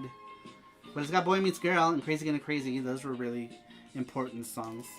And then, of course, X Japan. These are X Japan music clips. So you have the actual song X. We were talking about Clamp earlier. X is a song that's in the X OVA by Clamp. It was a promotional song, actually, that they used to... he says here... excuse me. But I must say, let's see, I'm in Japan, but right now I only ship C-mail until airmail starts again. He told me Amuro Namie, etc. 90s Avex was the GOAT. Yeah, I loved Amuro Namie. So my first Amuro Namie single CD, I think, was her first one. Body Feels Exit. That was my first single from her, like, back in the day. And I still have it somewhere. It's beat to shit by now. But I loved her back in the beginning, and I actually was like, I liked her and Max, and then figured out that Max was just Super Monkeys. It was like Amuro Namie and the Super Monkeys. Well, the Super Monkeys made Max, and then Amuro Namie went solo. Not many DVZ-LD right now, but I can get nearly anything. I need to send you an email. I'm going to forget, but I need to send you an email about a couple specific Laserdiscs that I haven't been able to find. That I look every time I go to Japanese shops, but because of this whole coronavirus thing, we had to postpone our April trip. So we'll see what happens in November. I do, yeah. I have the Amuro Namie dance mix or whatever it's called, and I think it mainly focuses on Body Feels Exit and Chase the Chance. I think is like the two main ones it focuses on. All right, and the very last anime DVD that we have here in the box in alphabetical order is Variable Geo. Variable Geo. I should have grabbed. I always forget to grab my visual aids. But Variable Geo was on the PC Engine. It originated as a Hentai PC98 game. TGL reworked it for the PC Engine, and it has its own storyline for PC Engine. And then Variable Geo 2, which appeared on the PS1, continues that story that TGL made for Variable Geo. And I made a bunch of videos on the Variable Geo series, so if you're interested in knowing more about this, make sure to check out my videos on Variable Geo. Maybe Jesse can link them at some point if he's not busy doing whatever it is he's doing. But I do have the big box puzzle version of Variable Geo as well. I was hoping to have the games to show you. Here we go. Here's one game, at least. But there were many of the Variable Geo games. Here's the Super Famicom Super VG. And the original Variable Geo for the PC Engine was actually my first full PC Engine game. I say full because before Variable Geo, all my games were demos because I got like the Hyper Catalogs, or I got games in the MOOCs, like Dengeki MOOCs, the Shogakukan Shogakukan books and what have you. So I couldn't really afford like PC Engine games. And then I got Dracula X. I lucked out and got it for $40 at Game Dude back in the day, which was like one of those things. Oh, sorry, my official strategy guide for Seiya Monogatari finally came in after the Japan hell of limbo due to the Rona. That's awesome. Which one was it? Was it the same book that I had, the Dengeki Seiya Monogatari with the disc in it? I don't remember. I remember. Jeff Allison, thank you so much. There it is. Oh. Jeff Allison posted the VG2 one, and I got the quick bits one. yeah, they're the same one. Oh. But I also did one on one as well, so I did 2 videos. That one's the latest one though. But anyhow, yes, Variable Geo, good stuff. I'll put it in the pickups, and you will see. Sweet. He's gonna put it in our Discord. Very cool, awesome. And that was it. That was all the Laserdiscs. Man, that was a lot. I have way more Laserdiscs than I thought I had, actually. I was like, oh, we'll go through, because I used to have a big collection. I had to leave it behind when I moved away from the United States. And I had to leave it, unfortunately. And I only kept very few Laserdiscs that were close to me. I kept. And I started rebuying Laserdiscs in 2010. I started rebuying Laserdiscs again. Stuff that I used to have that I had to leave because I wasn't going to take that shit with me to Australia. I already had so much stuff that I took with me, unfortunately. Sorry, we need a collab sometime. I think we have very similar tastes in, well, everything. That would be amazing. I would love to do that. Yes, please. Please keep in touch with me about that. I would love to do that. Or shoot me an email, or I can shoot you an email, whatever you want to do. That would be awesome. I would love to do that. I would love to collab with you, sir. Longtime fan of the Famicom Dojo. I love you guys. LD. I know, right? God, if LD was still possible. The last LD, I think, came out in like 2004. And that was like the last LD. Droop. What? But yes, I would love to do that. Ben K. Alright, so now to the weekly question. I'm actually excited to read these. Let me see. Are they on Drive? Yeah, Drive. Or Docs? Sarushow number 7. Google Docs. Docs. Alright, here we go. Untitled document, untitled document. Oh, is it in Sarmaru? Yeah. So many awesome LDs. Gonna need to track some of these down. Do you have a Laserdisc player, Jeff Allison? If you do, you should share your Laserdiscs in the Discord. I'm curious to what you got. Mackenzie says, hey, Saramaru and Jesse, how awesome would it be if we got a Resident Evil anime based off of the games, Resident Evil 0 and Resident Evil 3, or just any Resident Evil anime? I think would have been cool. We did get those 3D ones. Those 3D ones were pretty cool. They weren't bad. All right, I need a drink. Do you have anything? Give me a sip of your water before I start reading this stuff. All right, here we go. So last week we asked you guys, do you like Laserdiscs? Were you around for the Laserdisc? What's your favorite Laserdisc? And we actually got, how many? Did we get a few? 10 people. We got 10. Not as many as normal because I guess like this is a weird subject for you guys. Usually we get like 20 plus responses when it's video game related, but it is what it is. All right, so number 1 comes to us from Chris Tang. Chris Tang says, I have a Laserdisc player and some anime Laserdiscs that I got for cheap when a store in San Francisco was clearancing them. I think they were pioneer ones like Tenchi Muyo and Moldiver. Oh man, I remember Moldiver too. My favorite memory using Laserdisc was borrowing them from a friend. A massive import box set for Transformers that included the Japan exclusive Headmasters series that hardly anyone in the West had seen, and it felt truly special. Having such nice art and packaging for a video product was pretty cool, says Chris Tang. That's awesome. I remember the Headmaster, the Transformers. I remember the toy. I didn't know there was a series as well. Man, water always makes me choke. I don't know why. It doesn't get my mouth wet enough. Or it's not porous enough. Alright, number 2. Number 2 comes to us from Joseph. I think it's our Joseph, not the Joseph that was in chat today. Joseph L, I believe. He says, I enjoy Laserdiscs, but weren't around or didn't see them sold in stores when I grew up. I don't have many, just Fire Emblem OVA and ones like Toshin Toshi 2 erotic OVAs. So I'm not sure I can really pick a favorite since I'm so limited. Hey, at least you mentioned some of your OVAs, which is pretty cool.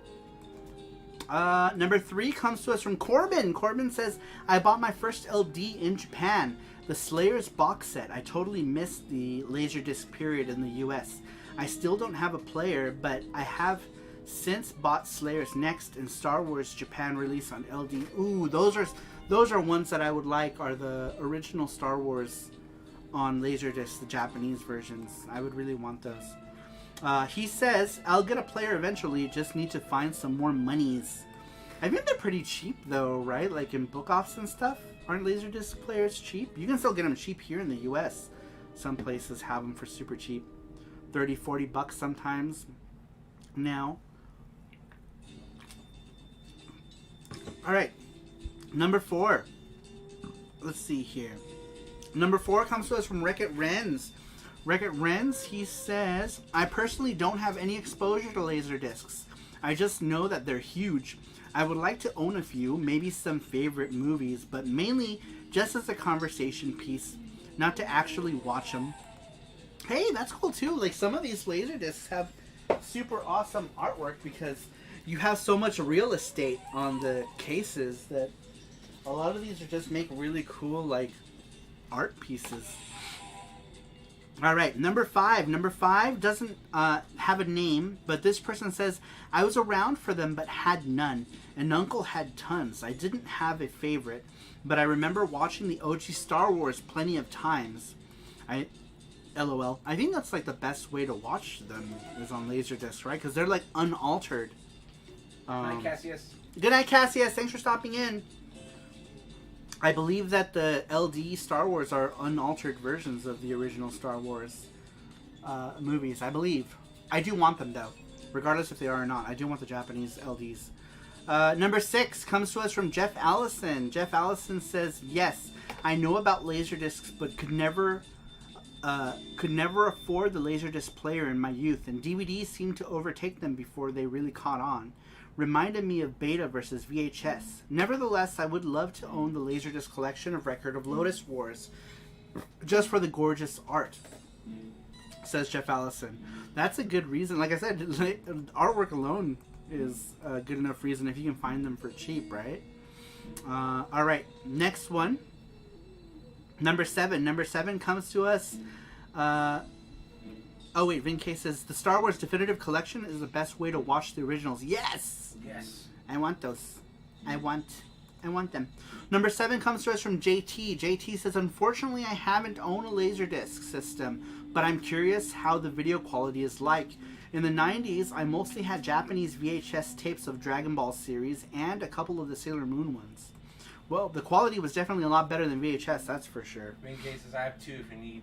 Oh my god! Yes, you hold those for me. Maybe I should start making like a list of things that I want. Number 8. Number 8 doesn't have a name either, but this person says, watch so many in elementary school. That was a thing. Do you remember like elementary schools always had Laserdisc players? What was that about? Here in America, that was a thing a lot, where a lot of elementary schools had Laserdisc players. Like, we would watch, like, a lot of National Geographic stuff was on Laserdisc. And they'd always come rolling in the big-ass TV with the Laserdisc player that looked like it was from 1970-something. It was always, like, the biggest, most archaic-looking Laserdisc player with, like, hard silver buttons on the front. And you're like, what is this thing? And it was, like, old, because Laserdisc technology is super old, right? So they had like those old, like huge Laserdisc players. I remember that. How funny that you said that, like triggered that memory. It's funny. One time they were rolling the TV in the classroom in middle school. Yeah. The TV, I guess, it caught a cord or something, and the whole thing fell. It made a loud noise. Oh and my the god! TV broke, and all these kids were screaming. I bet. Because, like, the TVs back then were so heavy. Did they have Laserdisc players in your schools, too? They're in elementary, yes. Yeah, in elementary school. It was weird because, like... cafeteria. I don't know why. Oh, really? Yeah. Well, I mean, because like sometimes schools did that, right? They'd like show stuff in the cafeteria when it was raining. Yeah. Did they do that in your school? Yes. Like in my school, they used to do that. They'd roll in the Laserdisc player with the TV, and if it was raining or whatever, they'd play like a movie. But yeah, Laserdisc, and it was like in our school, our elementary school, it was always like this like big, monstrous. Like I've never even seen one like for sale anywhere. I've always the only time I've ever seen these huge monstrous Laserdisc players was at school. You know, and I guess because they've been around forever. See, Vin K says LD is older than CD, so it's been around for a long, long time. But those are my earliest memories with elementary. Discs. I was like, what is that? Yeah, the big. That's the first time I ever saw Laserdisc was in elementary school, and they'd pull out those huge discs. You're like, what is this thing? Yeah. And this was even before I even had my first CD player. They'd use these big old, these huge Laserdisc players. All right, so let me go back to that. Number 8. He said, watched so many in elementary school. Favorite was Phantom Toll Booth, a 1969 movie. Good Lord. Good Lord. This person didn't put a name. By the way, guys, when you answer these questions, make sure you put your names, because we don't pay for the service, so we don't know who they're from unless you put your name inside the description. In your question, like in the beginning or the end, it doesn't matter. Just put it anywhere in there. All right, number 9. Number 9 comes to us from Randrick, and he's still here. Randrick says, I totally missed that. I found about this much later on in a Happy Console Gamer episode. I heard about LD before, but never paid any attention to it. It sure was ahead of its time, and this thing was around since the late 80s. Actually, it was around earlier than that. I'm pretty sure it was around since the 70s, I think. 78, says Vin K. Yeah, it was around a long time, because if I remember it from elementary school, it must have been early. But Randrick says, around the late 80s is a crazy time, and they already have those bonus content like commentary and deleted scenes included in LD. Way before DVD brought this to the market, says Randrick. Yeah, and like the quality for Laserdisc like back then was amazing, right? Like it was just amazing. So I grew up in Los Angeles. We had Laserdisc karaoke was a big thing. We had a Laserdisc karaoke in the second floor of Yauhan Plaza in Los Angeles.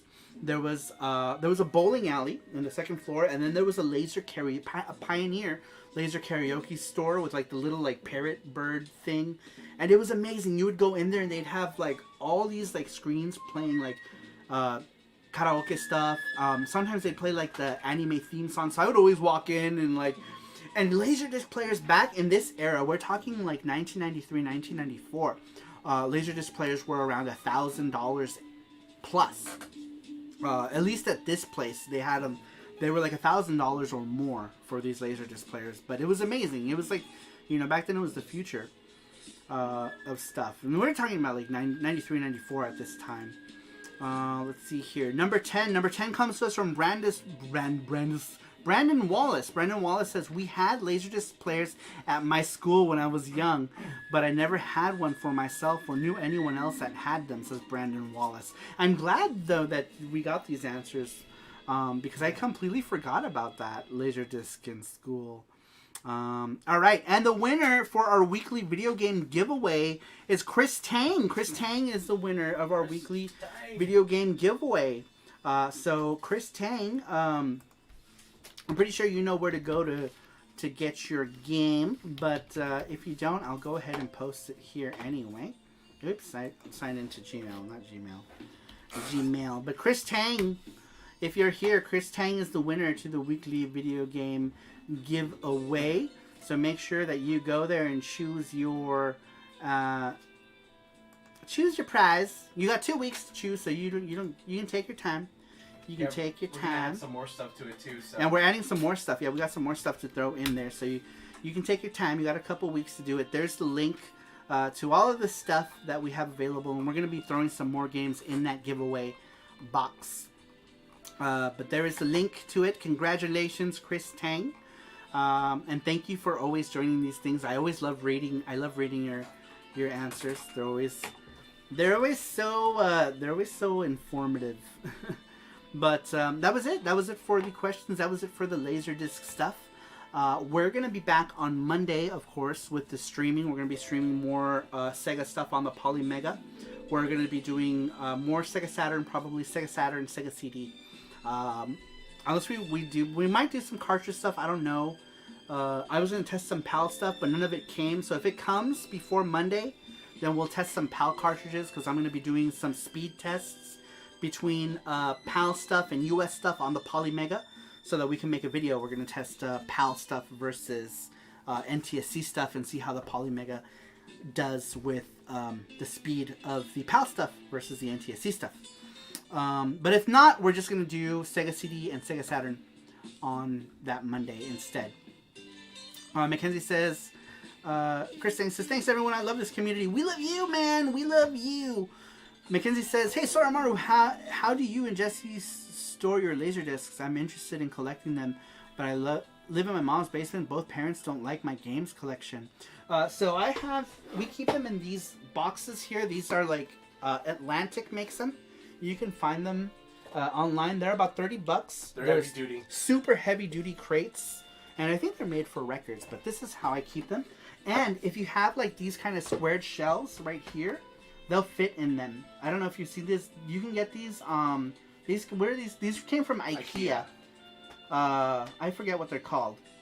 Colics? Some Calyx? Yeah, Calyx? something Swedish.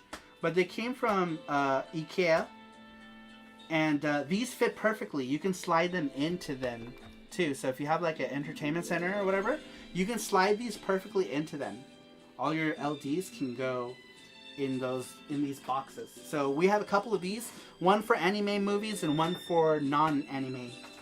Non-Japanese stuff. Japanese stuff, non-Japanese stuff. Mark Smith says, I had so much fun tonight. That's awesome. I didn't think I was going to get a whole lot of people today because, isn't that Calyx? Yes. That's exactly what those shelves are. That's what they are. They're Calyx. Shell says, love you guys. But, thank you, Shell. Chris Tang says, it's always fun discussing the obscure Laserdisc talk. It's something you won't get anywhere else. That's true. And I figured it would be a good thing, because especially since a lot of the Laserdiscs were like anime-related stuff that had video games. A lot of my Laserdiscs were video game-related. I like to buy a lot of those SNK-related discs. And I wish I had more actual Laserdisc games, but they're expensive. So where did you get those from? We got this from a place called Fry's Electronics. But I believe you can get them on Amazon as well. I'm pretty sure Amazon has them also. Or Mark Smith, were you talking about the shelves? I have a Calyx. Yeah, so, and these will fit. These fit into the Calyx shelf. If you have one. Yeah, they're called, those. These? Do you have? Those are cool. Do you remember, did you find these on Amazon? We bought this one at Fry's, but do you remember what the Amazon link for this one was? I don't remember. Oh, it doesn't fit. Never mind. I'm a liar. It doesn't fit. No. No. I thought it did. It doesn't. Don't buy it. Boo this man. Boo. Don't buy it. Don't buy this box. Buy some other bin. It won't fit in this one. It's a little too big. But if you do, Laserdiscs do fit in there though. If you find like a different kind of bin, Laserdiscs will fit. It's about like... Yeah, they will fit. Yeah, so you need, not this box. Don't buy this box. This box doesn't fit in it. They will fit like... Yeah. Any... But you can just put the Laserdiscs straight in there too. If you don't want to put them in a box. Or you could use like those like little... They have those like... They have smaller ones too. This one doesn't fit. It's a little too big. These fit perfectly though. If you have a Calyx shelf, they'll fit. They'll fit it perfectly fine. But anyway, guys, I think we're gonna go ahead and end it here. No bonus. Kind of like vinyl. Yeah, so it'll fit the Laserdiscs by himself. Or if you have like a box that'll fit records in that's small, it'll fit in there. Or you can just put them in there directly. That box didn't fit. I thought it did. I'm a liar. I'm a liar. But for some reason, I thought that we had it stored in there. I guess I didn't. I had Laserdiscs in there without the box. Oh, those dreaded words. I know. We actually always go over too. We always go over, like way over. Yeah. With that stuff. I'm hungry. Jesse says he's hungry. But anyway, guys, thank you all for stopping in here tonight. And we will be back on Monday with some more streaming, so make sure to show up on Monday. But anyway, guys, thank you all for stopping in, and I will see you all next time. Bye-bye.